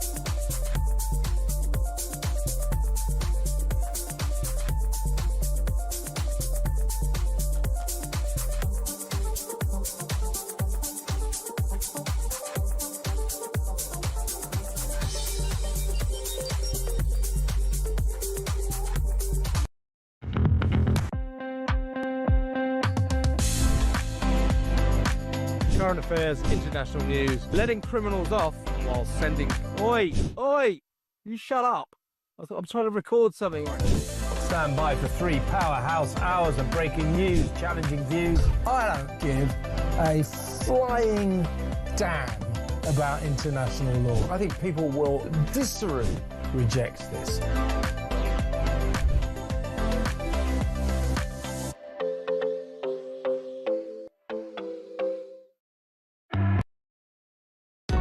Across the UK, on DAB+, on your smart speaker, on your smart TV, and on your side.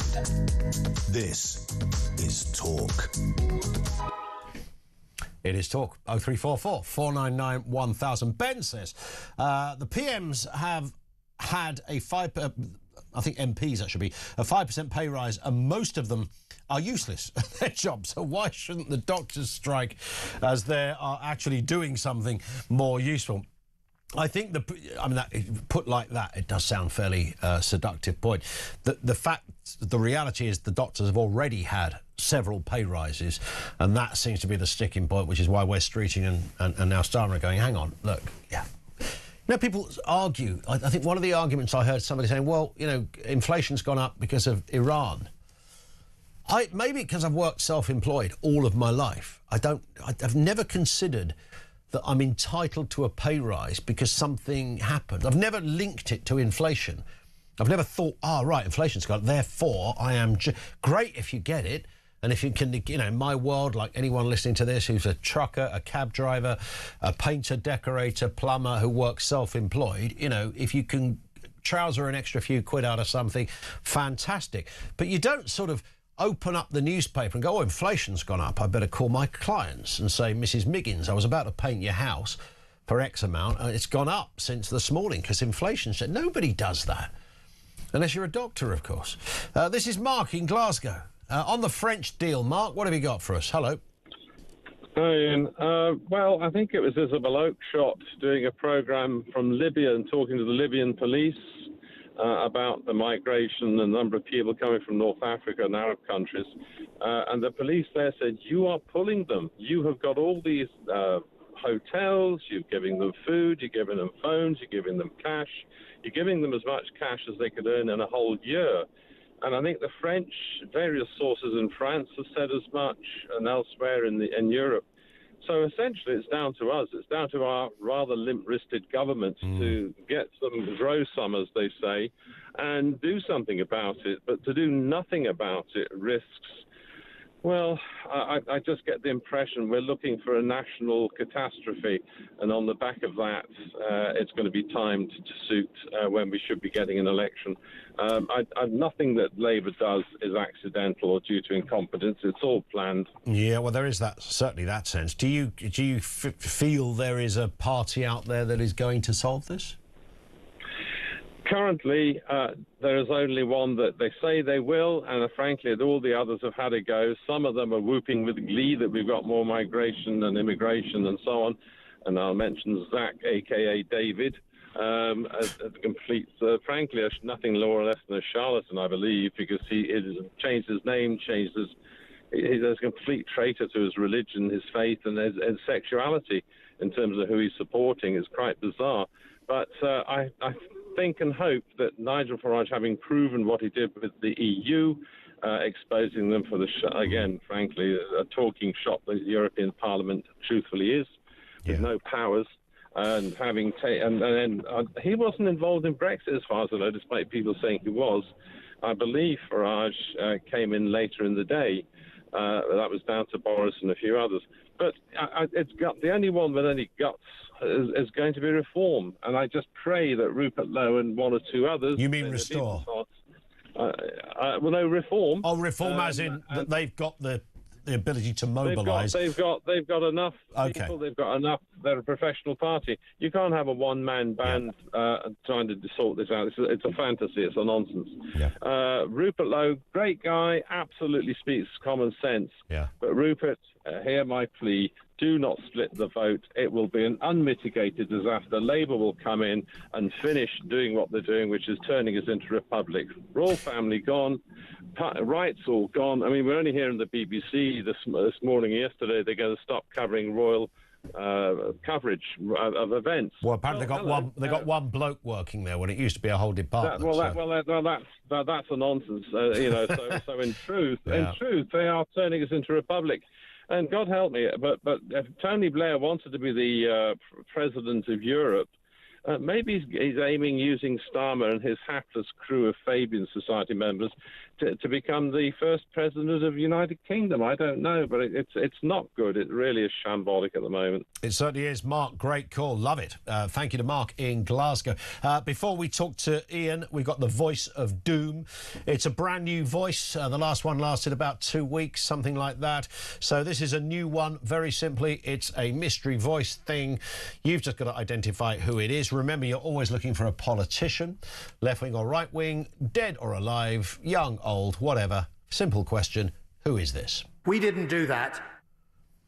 That's the first time I've heard it, actually, and I've even forgotten who it is. Let's hear it again. We didn't do that. If you think you know, it's 87222. 87222 if you know who this is. We didn't do that.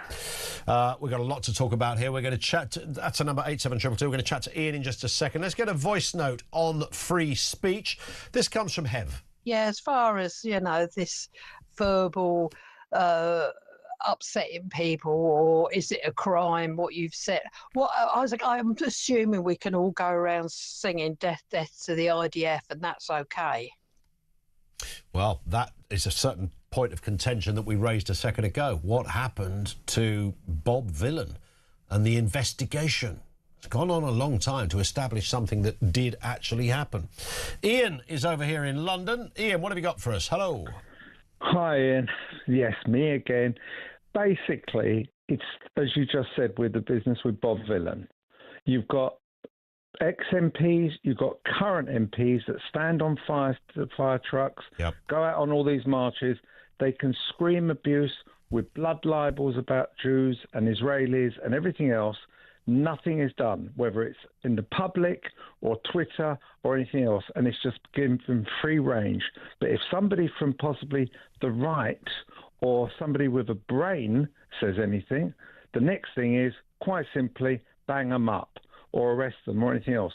This is just a way to allow all of this rubbish that comes out of the left side to be acceptable. That's all they're doing. They're giving credence to it. Do you think, I mean, do you think anyone thinks some of the nonsense is acceptable? I mean, I'm talking, obviously people have different political opinions, but if somebody's really going to places you shouldn't go, nobody agrees with that, do they? I'm sorry, but I think, yes, some of them, the real idiots, and as you saw when they're dancing to it and everything else, they do. They go home and they spread it even more. They say like that, which was a disgusting thing, like Israeli soldiers are burning babies' like fingers and everything else with cigarettes, right? And it comes, you know, like with the Golders Green attack, it was actually the Jews because they wanted the insurance money.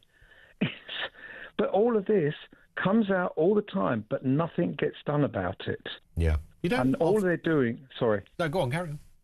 No, but what I'm saying is they just go on and on and on. And yes, as you said just before, if Starmer's kicked out after May the 7th, what are we in for? Like Rayner and Andy Burnham. Isn't it funny that this Labour MP who sort of said something about, I can't remember what it was, he was sort of about the trials. Carl Turner, yeah. Carl Turner, what a great thing that they do that after May the 7th. By that time, they've got rid of Starmer and Burnham will get in as an MP. And then we have phase 2 of the Labour experiment. Listen, Ian, I've got to run. Great call. Ian down in London. Remember, we've got the voice of doom. Will we get a winner on day 1? Very simple. Who is this? We didn't do that. If you think you know, I think I know who it is now. 87222. 87222. If you've got a clue who that is, we'll be back with more of your calls and comments. And we'll talk about that grooming gang inquiry coming next on the other side of the news at 3 o'clock, which is next on Talk.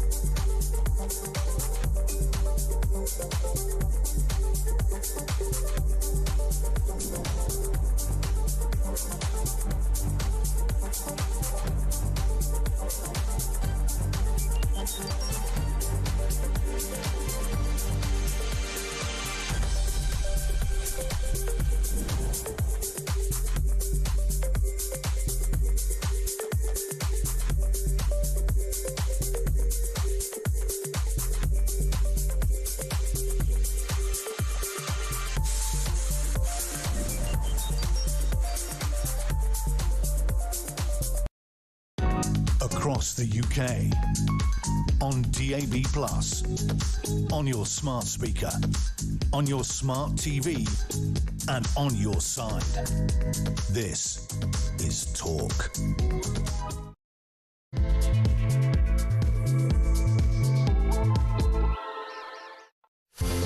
It is Talk 0344 499 1000.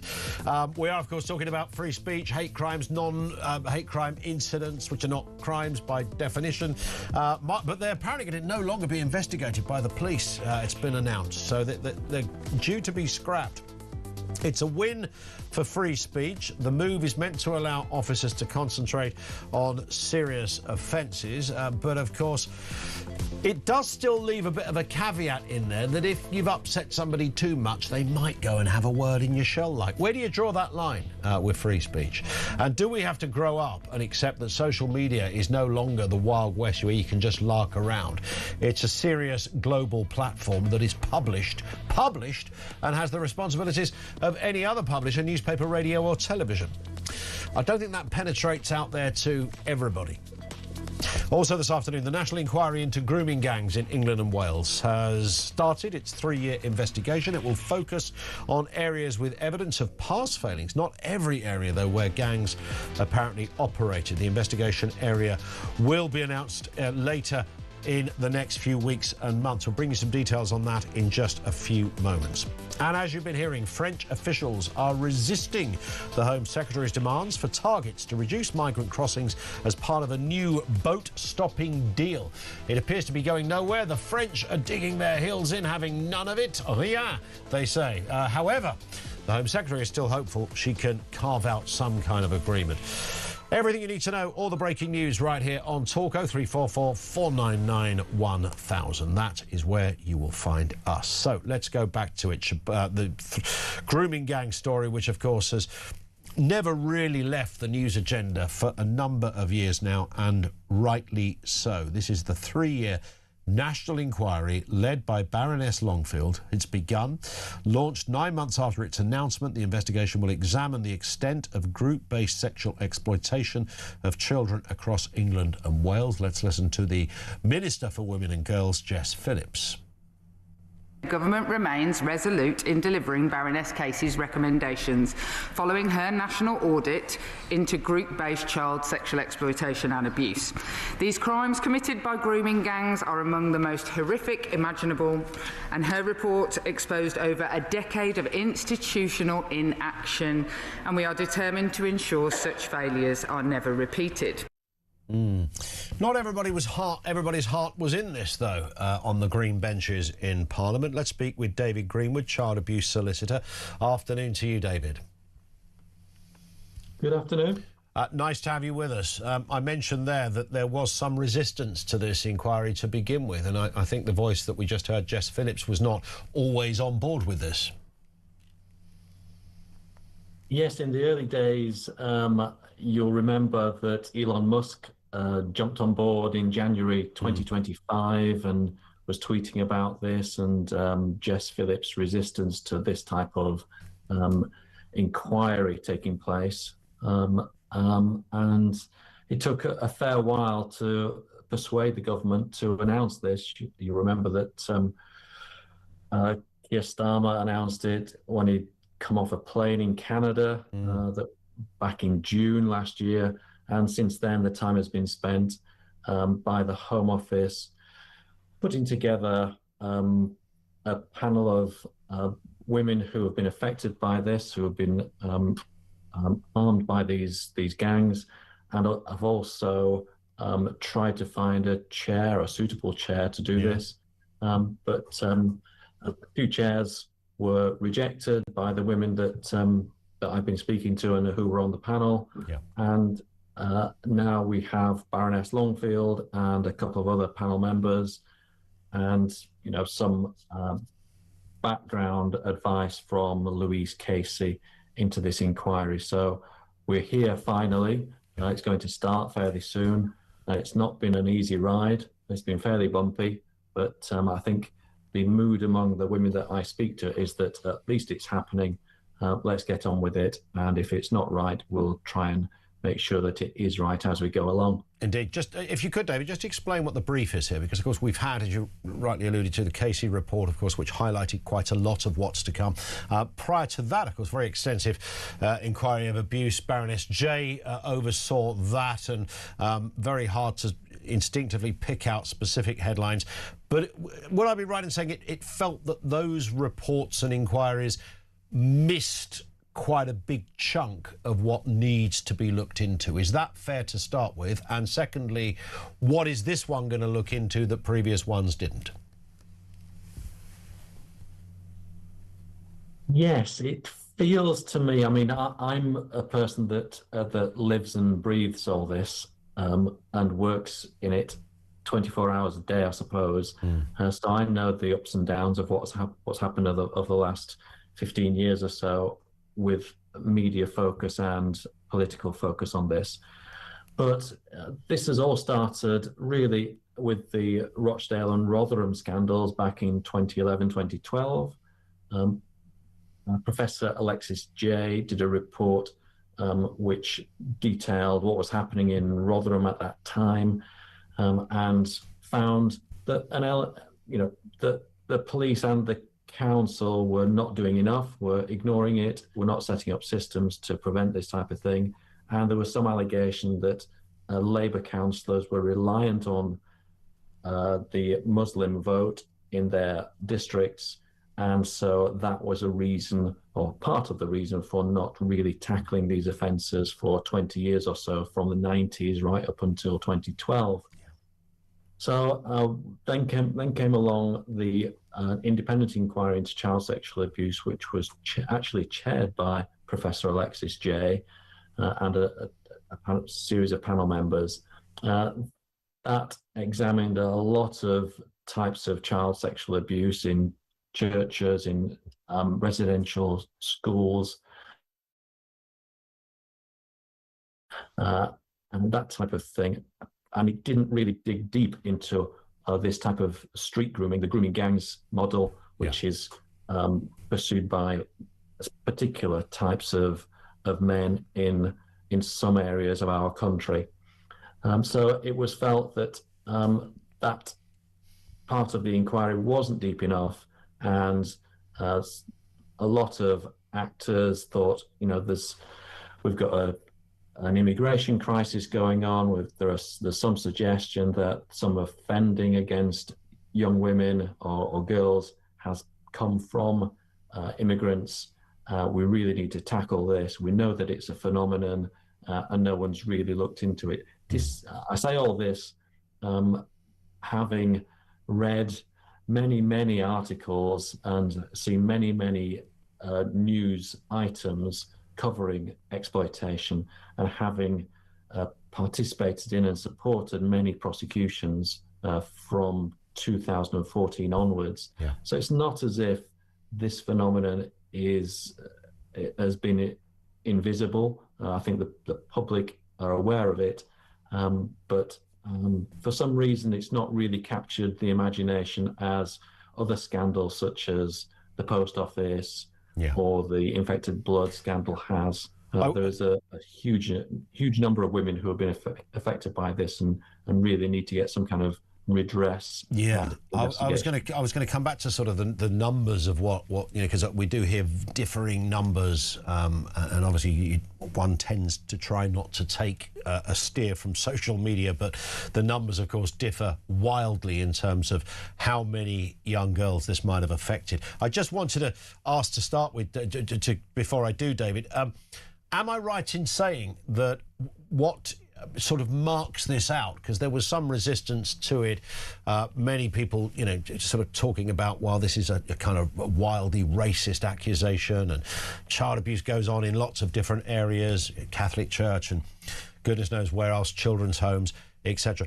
What, as I understand it, what seems to be the most sort of remarkable thing with this particular area of child abuse is not just the abusers and what their motivation was and how organised that might have been, and who and what backgrounds of those men involved came from, But it was the fact that when people tried to report it, there appeared to be almost an industrial scale door that was slammed in the faces, whether they were trying to report it to law enforcement, whether it was to social services, councils, often teachers, politicians, local and national. That is what makes this a very specific point of the inquiry. It's not just the abuse, it's the cover-up of the abuse. Is that fair? Yes, definitely. I mean, you're quite right to point out that if you were to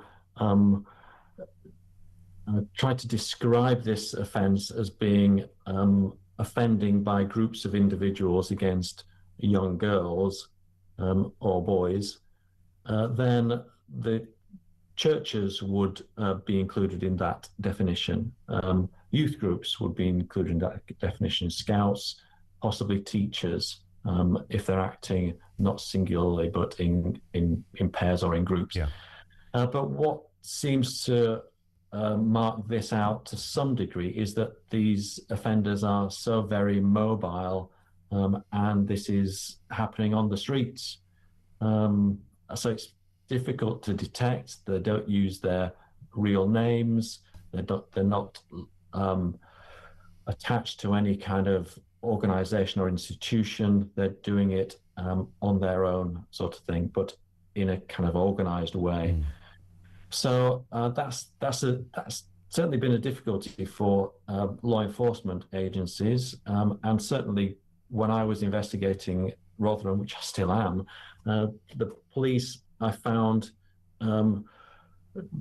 almost were deciding that these offences were too hard to detect, too hard to prosecute, and too hard to gather the evidence for, when in fact, if they had applied their minds to it and the police forces had applied their resources to it, they would have actually done it. So coming back to your question as to, the ignoring it, I think you're right. They were ignoring it on the basis that it's too tough to handle. Why that was, I hope this inquiry will find out. And just finally then, to what I alluded to a second ago, David, what kind of numbers of victims are we talking about here? I mentioned the amounts do differ considerably, the numbers do differ considerably, depending on who you talk to. Is there a sort of a reasonable, intelligent estimate about the amount of victims potentially involved in this collectively across the country?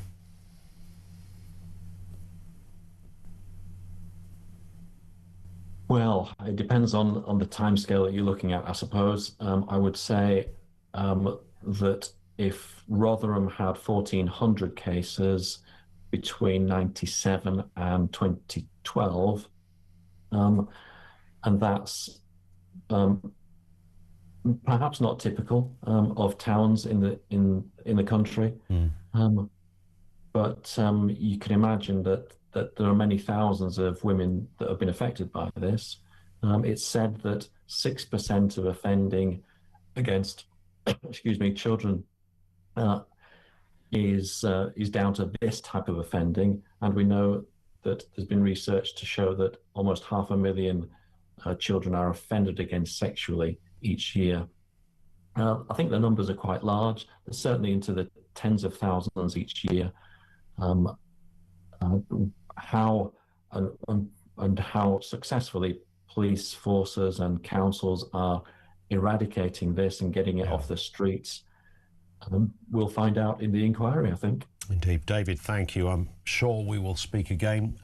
David Greenwood, child abuse solicitor, representing grooming gang victims across the country himself. Thank you to him. Over to you, 0344 499 1000. On that point, Bill in Romsey says, I hope the grooming gang inquiry also looks at the attitude of politicians stalling and the cover-up, and certainly the attitude of girls that not just tried to report it, because that happened, and that would be curious in itself, that you wouldn't get a response when you are literally reporting the rape of a child.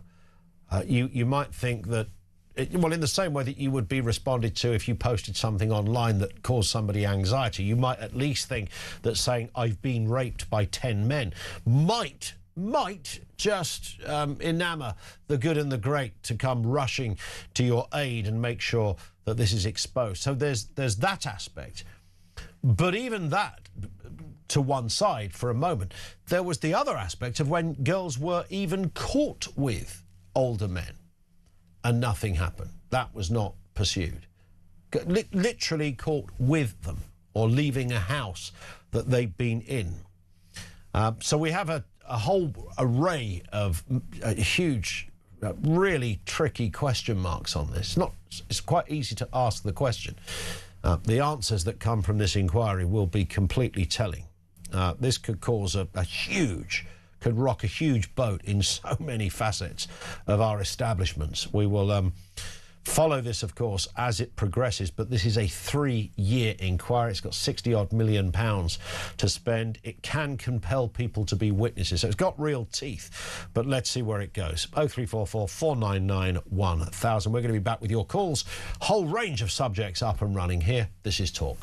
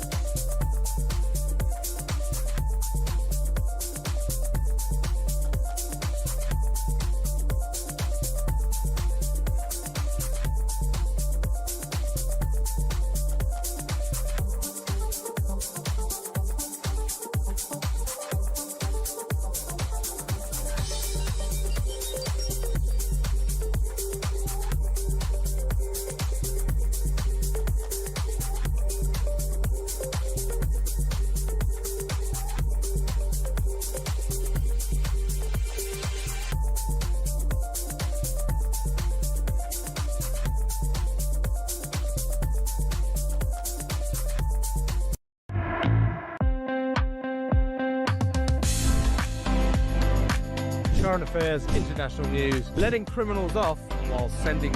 Oi! Oi! You shut up! I'm trying to record something. Stand by for 3 powerhouse hours of breaking news, challenging views. I don't give a flying damn about international law. I think people will viscerally reject this.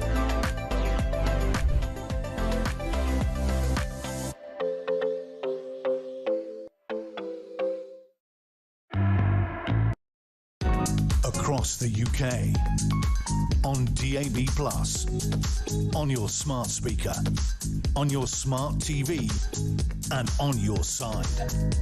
This is Talk. 21 minutes after 3 o'clock. Dave says, rape gang inquiries. This is really making me feel physically sick. On top of everything else that's going on, it feels like the world is being run by a paedophile class. Totally disgusting. Doing nothing about it is being complicit in the act. Indeed. Well, we will wait and see. And I tend to agree with you, Dave. When you look and hear some of the most horrendous stories, and usually you hear a story that is, any story of abuse is going to be, by definition, horrendous. And when it's kids and vulnerable kids and, kids getting into the wrong groups and ending up, under the kind of control almost of groups of older men, I mean, it's just horrendous. But what makes this worse is that there appears to be a cover-up in when girls did try to report it, because they were just seen as, well, you know, they're street girls. They you know, they either live at the local children's home or they're known to police because their family are known to police, and they were kind of dismissed in that sense on many occasions, based on really their kind of social class as much as anything else. So there's another factor. 0344 499 1000. I'll talk to Jason in a second, and also Mark in Lincolnshire. Let's just very quickly do the voice of doom. This is the voice we played you about half an hour ago. We didn't do that. So it's day one of the voice of doom. Who is that voice? Can we hear it again, Dave? We didn't do that. These are some of the answers. Ed Miliband. It's not Ed Miliband, is it? Somebody said, is it Ed Miliband? No, it's not. George Osborne, no. Michael Howard, no. Edwina Curry, yeah, no. David Davis, no. Keir Starmer, it is not. Michael Howard, that's twice I've said Michael Howard. No. Nigel Lawson, no. Michael Howard, no, still not Michael Howard. George Osborne, I've said that already. No. Michael Howard, no. We haven't got a right answer. It rolls over to tomorrow. And it's not Michael Howard, can tell you that much. Back to your calls. Jason, over there in Sheffield. How you doing, Jason? Not too bad. How are you doing? Good as gold at this end. What's happening? I was just ringing up about this migrant thingy. It's Do you say thingy or dingy? Thingy. That's what I call it. Oh, right, okay, yeah. The migrant thingy, yeah. Yeah. The problem Europe's got, I mean, the whole of Europe has a problem with illegal immigrants pouring in. The problem is Schengen. Free movement of people. Well, we're not part of that, so... No, we're not, but we've got a stretch of... I mean, to be fair, being an island is slightly worse than having a land border, because you can put troops or policing on a land border, but you can't in the sea. So you'd think it would make it... you'd think it would put us in a better position, but actually it doesn't.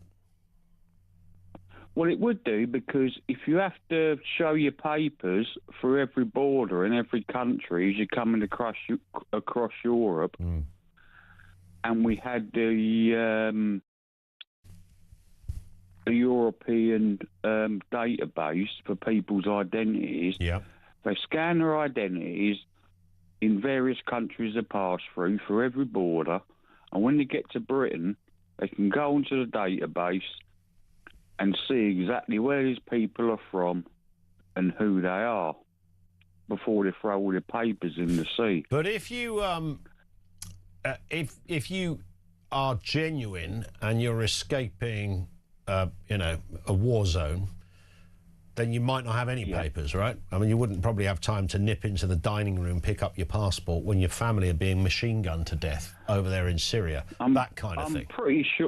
I'm pretty sure, Ian, that's a very small amount of people. Well, I think you're probably right. Certainly on this route, the Channel route, I don't think that tends to be the case. But the argument is always these people are escaping a war zone, right? Well, some of them, but not many. Yeah. I mean, France ain't a war zone like people have been France, no, it isn't. And every time a journalist goes down there and you know, talks to the people in the ones that will talk, the picture that emerges is, you know, mostly it's people, yeah, sure, they've come from rotten countries that you and I wouldn't want to live in, but that's not in itself a reason to give you a legitimate claim for asylum. No, it's the thing is, the French treat these people which they just leave them homeless on a beach in tents and tarpaulins because they want them to come to Britain. France don't want illegal immigrants. But the more that come to Britain the more go to France, right? So it kind of is a French problem. It's not like the French just go, don't worry about it, it's no problem for us, we'll just send them to Britain, because the amount they've got in camps is, you know, compared to the amount that actually get on boats, is unrecognisable. Yeah. So they've also got a massive problem. I mean, if you live in that part of northern France, I mean, it's an absolute hellhole. Yeah, but they can move the problem onto Britain, can't they? They can, but then the problem continues to, the minute people leave to get on the boats, more people turn up in France. So you end up in that crazy, almost pincer movement. It's another doom loop. It's doom loop. Yeah. Who wants one of them? You stop people getting into France. You close the Schengen deal. They'll stop coming to Britain eventually, but France want them to come here. I think it's... I genuinely believe, and Jason, thank you for your call, mate. I've got to move on just to get another voice on, but I don't think it's... I mean, genuinely, I don't think it's that hard. If you think of what even Macron himself said, that you've got to stop the pull factor. It is if your status is somebody who is, whether you're a genuine refugee needing asylum or whether you're somebody who just wants to change your lifestyle, either way, you would only opt to go somewhere if it was attractive enough for you to do that, right? You would otherwise, I mean, if I was running away from inevitable war, if Starmer sent out the men with machine guns and I thought, right, every other country is going to be safe other than the one I'm in, and I legged it over to France, don't think I'd get to Marseille and suddenly go, do you know what, I fancy Barcelona. I don't imagine. I think I'm just lucky to be alive.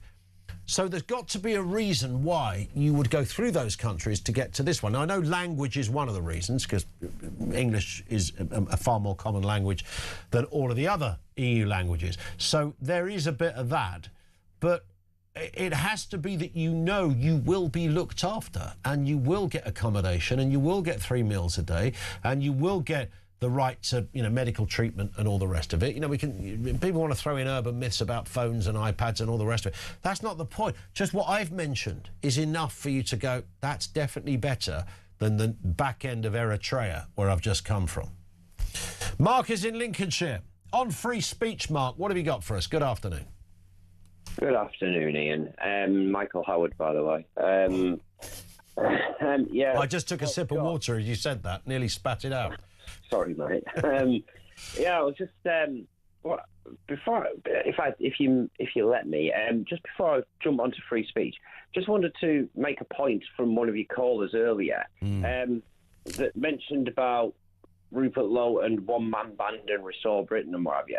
I just thought it was important just to mention they've been going for 6 weeks. They've only been an actual registered political party for a week and a half. Yeah. I think expecting full in and out structure is a bit ridiculous after such a short period. I mean, it took, after Farage came back in the 2024 election, it took them best part of a year to get any kind of structure, and it's debatable exactly how much they've got now anyway from some of the comments that some of the regional groups have come out with and then got themselves kicked out of the party because they dared question them.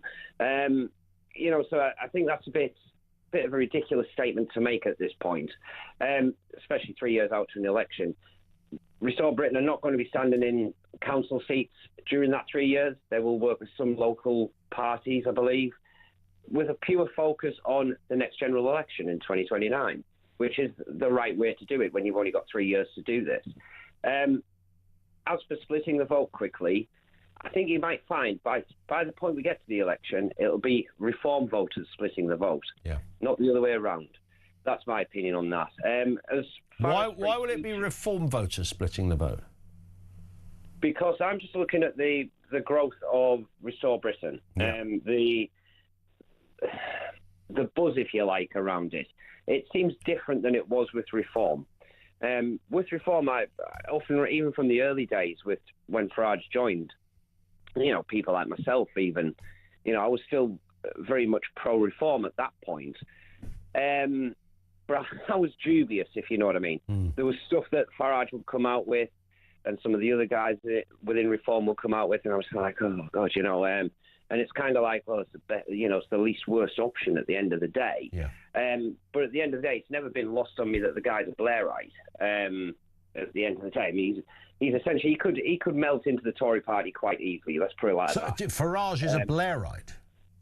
Yeah, I do believe that. I don't think I've ever heard anybody say that before. That he's a Blairite. I mean, he's a Thatcherite, that's for sure, because that was the person. He believes in the the British values that Blair created with the pure intention, these mystical British values that we apparently all have, and whoever has them can be us, apparently. Farage subscribes to that notion. That's very much a Blairite and Brown thing. Well, I mean, subscribing to British values doesn't instinctively or necessarily make you a Blairite. Anyway, I take your point, Mark. Let's talk again when we come back to the specifics of that, because I love that restore reform story and how it's feeling with those that are very much enamoured by Rupert Lowe and what the projections are for success for restore, because of course they are the sort of very much the new kid on the block in comparison to the headway that reform have made so far. That's Mark in Lincolnshire. Thank you to him. 0344 499 1000. Just gone 3:30. This is Talk.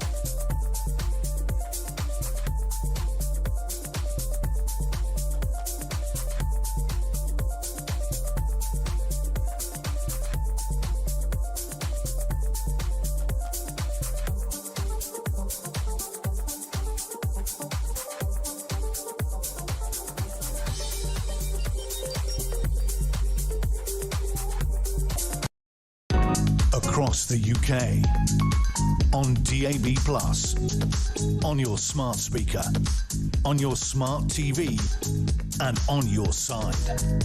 This is Talk. This in from Cliff in Berkshire. Sending several coppers and a couple of cars and a van is clearly designed to intimidate people into silence. It's the next stage in the left's agenda to control opinion by calling people various ists and isms and phobes. This latter tactic has started to fall apart because people no longer care about being called names, so they had to up the stakes, says Cliff. Although it is interesting, isn't it, that this all kicked off under the Tory. I mean, for a decade, it was running under the Conservatives. So in that sense, the idea that it was somehow the left's agenda, although I suppose some people would look at the last Tories and go, well, they were actually no better or no different. Not an unreasonable point at times. Cliff, always a good message. Thank you for that. Now, the car finance scandal, where victims are set for an average compensation package of £829. Are you one of them that's in for a bit of a bonanza because of an iffy loan agreement? Let's speak with Adrian Mills, consumer expert. How you doing, Adrian? I'm very well, Ian. How lovely to hear you. Yeah, and you too. I thought you'd retired to Barbados or something. We haven't spoken to some time. I thought Mills is going to be in a hammock by now, enjoying the sunshine and a pina colada on a daily basis. Well, matey, I'm very lucky to say that my daughter lives and works over in Thailand. So I've had what I can only say in all my life, the most indulgent few months away in Thailand. Came back Monday. Ironically, my wife lost her passport, so she had to follow on 7 days later. Right.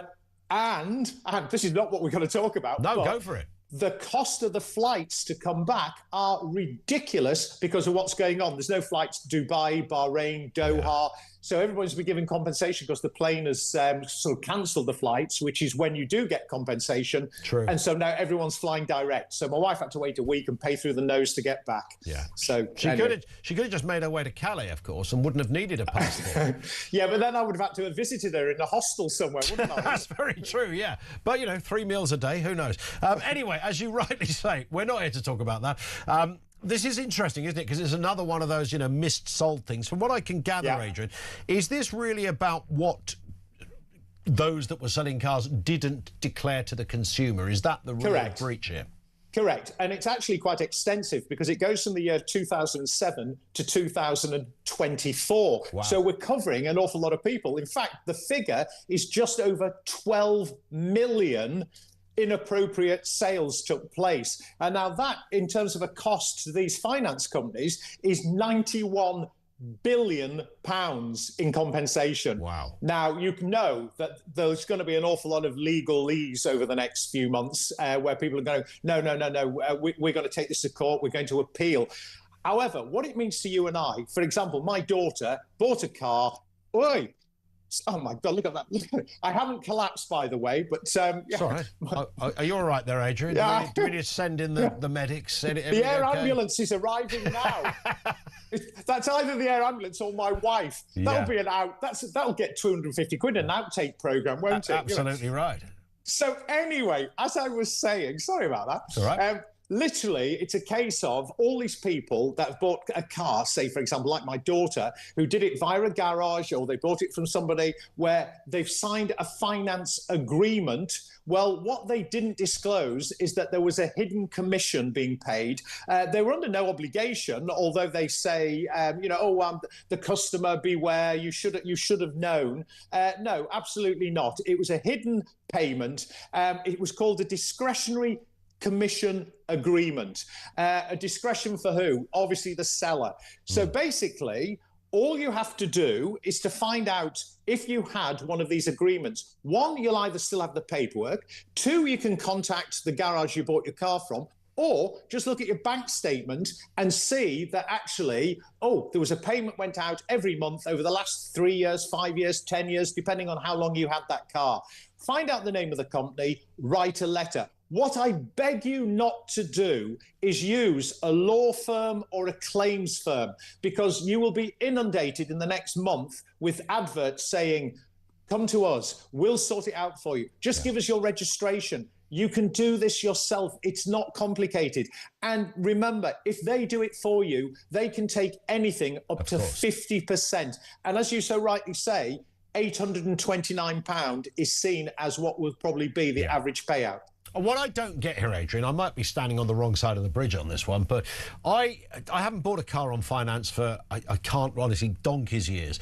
However, if somebody had asked me how the system works, I would just have assumed that if you're signing up for finance of a car, it's not the garage that are themselves that are lending you the money. You know, a fella's got a forecourt, he's got 20 cars on there. He's not gonna, he's not financing it. He's obviously using some other financial institution.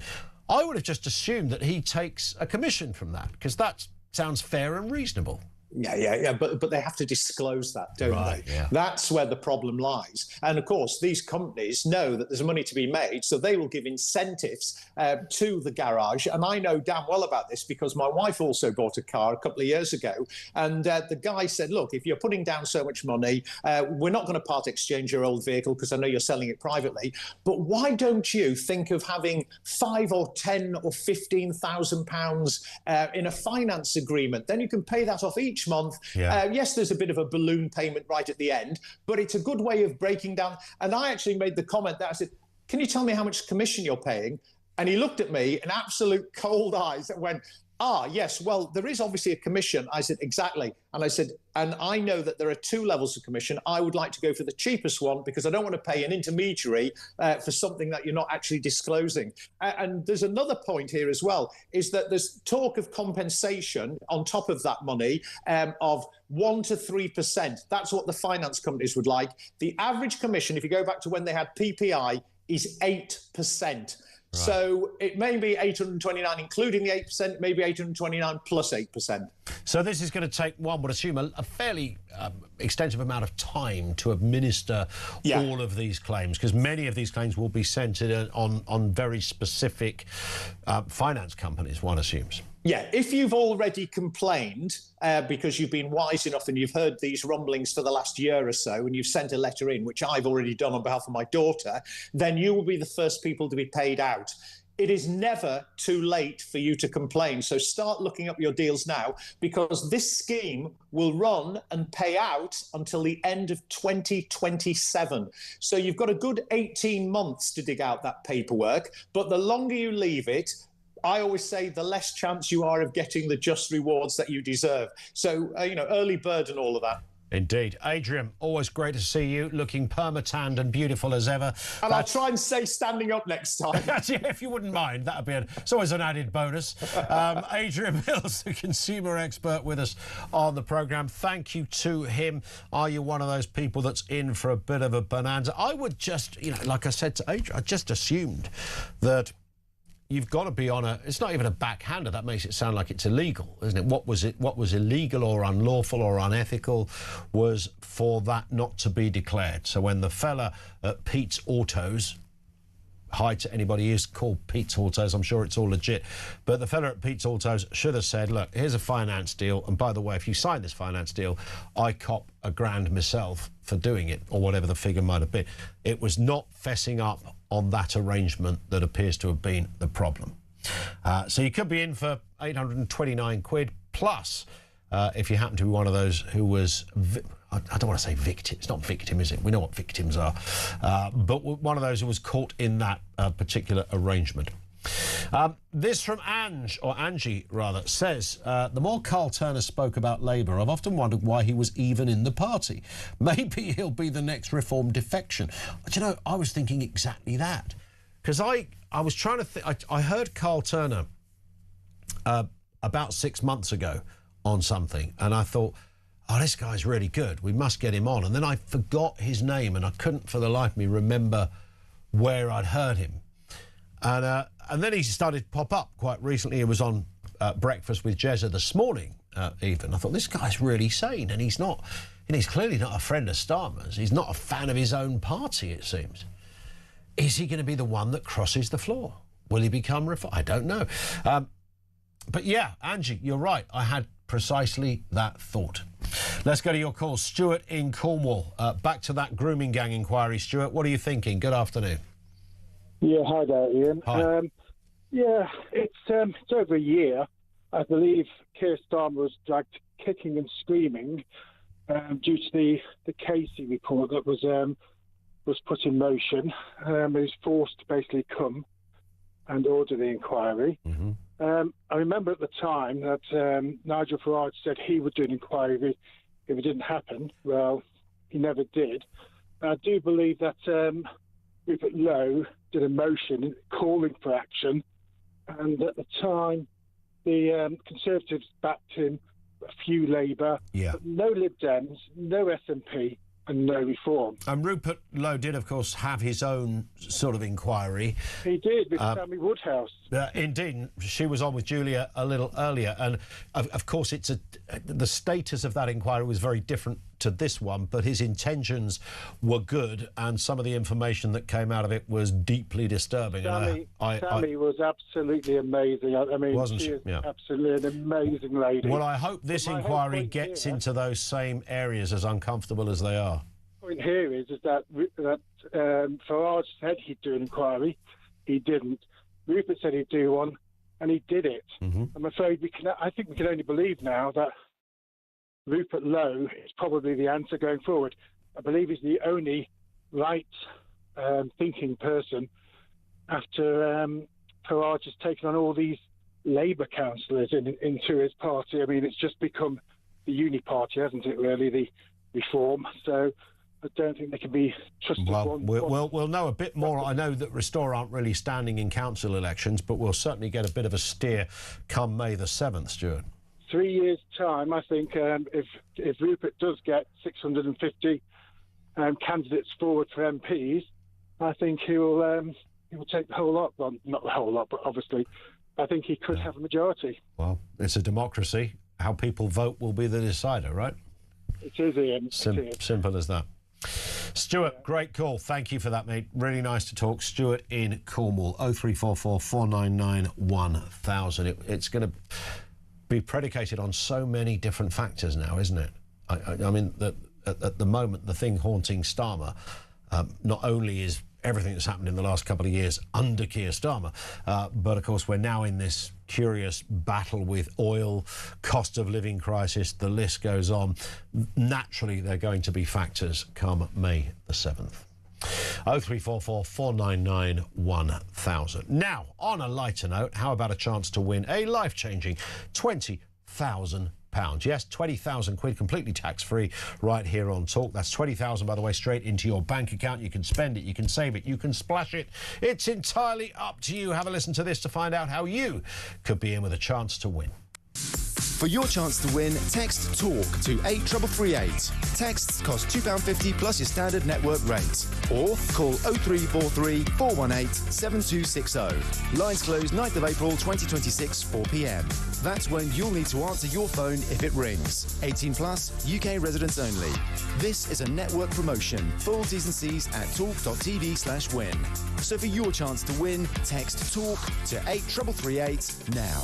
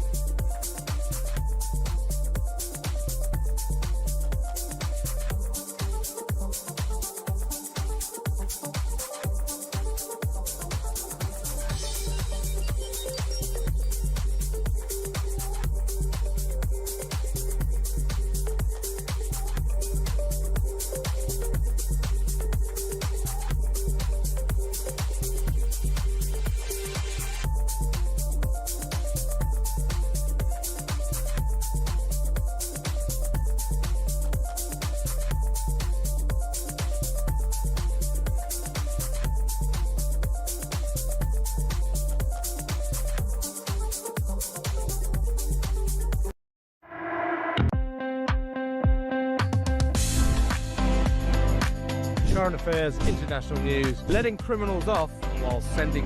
Oi! Oi! You shut up!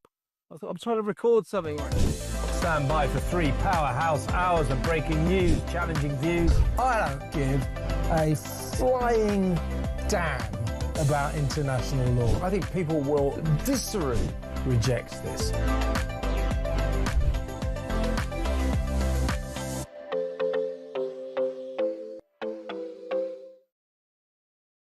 Across the UK, on DAB+, on YouTube, on your mobile, and on your side.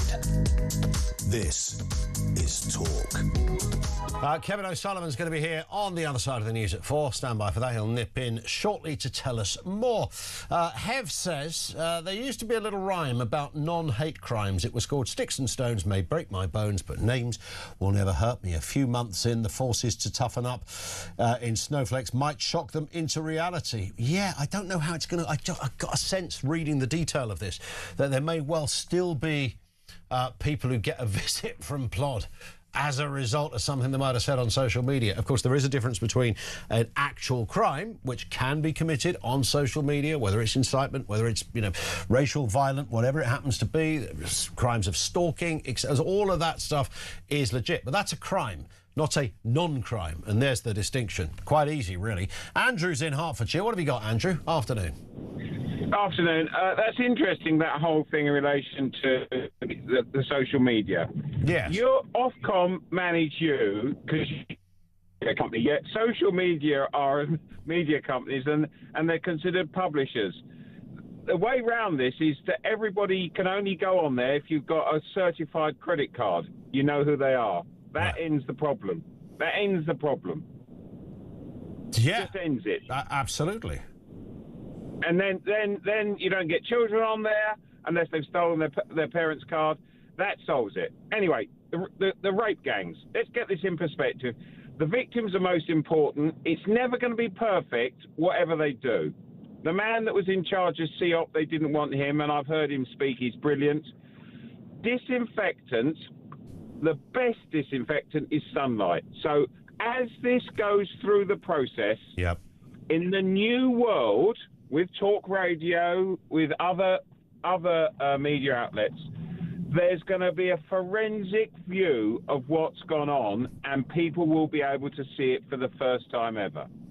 And all I want is that girl that was shot by the Taliban. If you look how the left wing looked after her, she got operations. She went to Oxford University. She's got money thrown at her.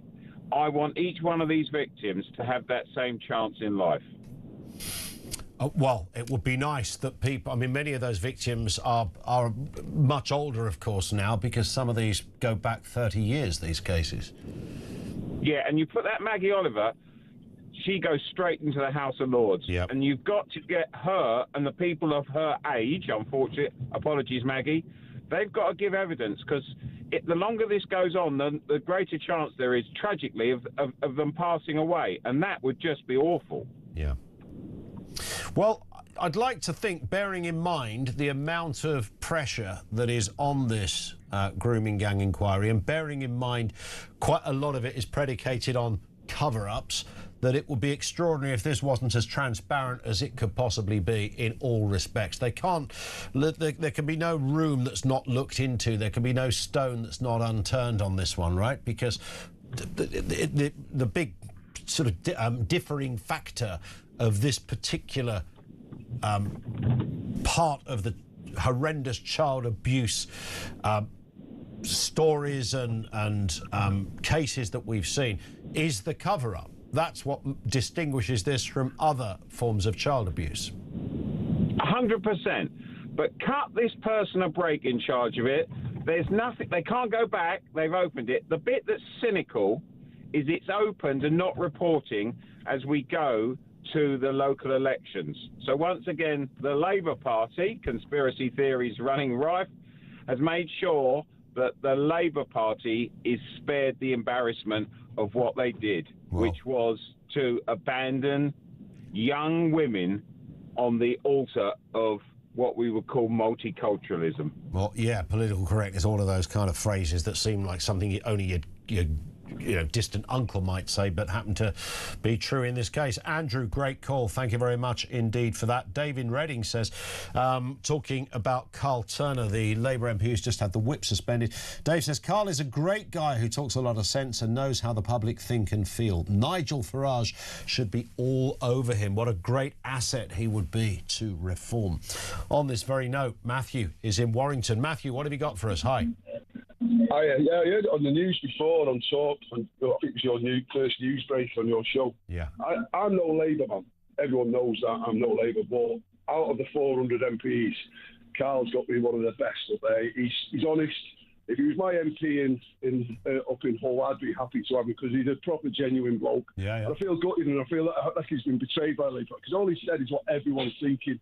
And I hope a few more Labour MPs, proper MPs, stand up beside him now and can start giving it to this rubbish, awful Labour Party and Keir Starmer. I wonder who Carl Turner's ideal Labour leader would be. I don't know. I don't know. Kinnock, maybe. He's a proper Labour man. He'll never go to reform. No, he is a proper Labour man, but he's very, very grumpy with the current leadership, that's for sure. Oh, yeah. But he says he speaks to Starmer quite a bit. I've listened to him on our radio show. Yeah. And he does come on, and I don't agree with everything he says, but I agree with 50% of what he says. And that's what you want. He's the only one of the few Labour MPs I've heard come up and be honest and genuine and Do you know what? Starmer out. He's not slagged him off. Yeah, that's what you've got to do. If you can get 50% of people that are not people who are going to vote for you, but they either agree with you or certainly respect you. Well, that's how, people like Thatcher, even Blair before he went mad, that's how they did it, really, because people who wouldn't normally vote thought, actually, this is quite a decent bloke or this is a great woman. And that's kind of key to it. Matthew, great call. Thank you very much indeed for that. It's interesting how, David Redding just said that Nigel Farage should be all over Carl Turner, but Matthew there countering that, saying that's not likely to happen because he's a Labour man through and through. Talking of Labour men through and through, Kevin O'Sullivan is right. Labour man through and through. He's like the only socialist on the talk team sheet is our very own Kevin O'Sullivan. Well, I'm here for balance, aren't I? Because all of you right-wing fascists. Absolutely. I'm here for the socialist balance. The other end of the pendulum. The social justice warrior that is. Exactly Kevin right. O'Sullivan. Exactly Cannot wait for Drive this afternoon. Now, Scott Mills, the BBC's former Radio 2 breakfast show host. I mean, this is getting serious. The police, who I think have got some kind of axe to grind here, I don't think the police were at all pleased that the case against Scott Mills was dropped, because they are feeding the press with information after information after information. Very interesting how the age of the victim came out very quickly. This is it. Now, so the police have informed us that the alleged victim, don't forget the case was dropped due to a lack of evidence, to be fair, but the alleged victim was under 16 years old. We haven't heard from Scott Mills yet. We have been busy bombarding the BBC press office saying, did you know about this case before you appointed Scott Mills to this key position of Radio 2 breakfast show host? Because that is key. No answer has come. The interesting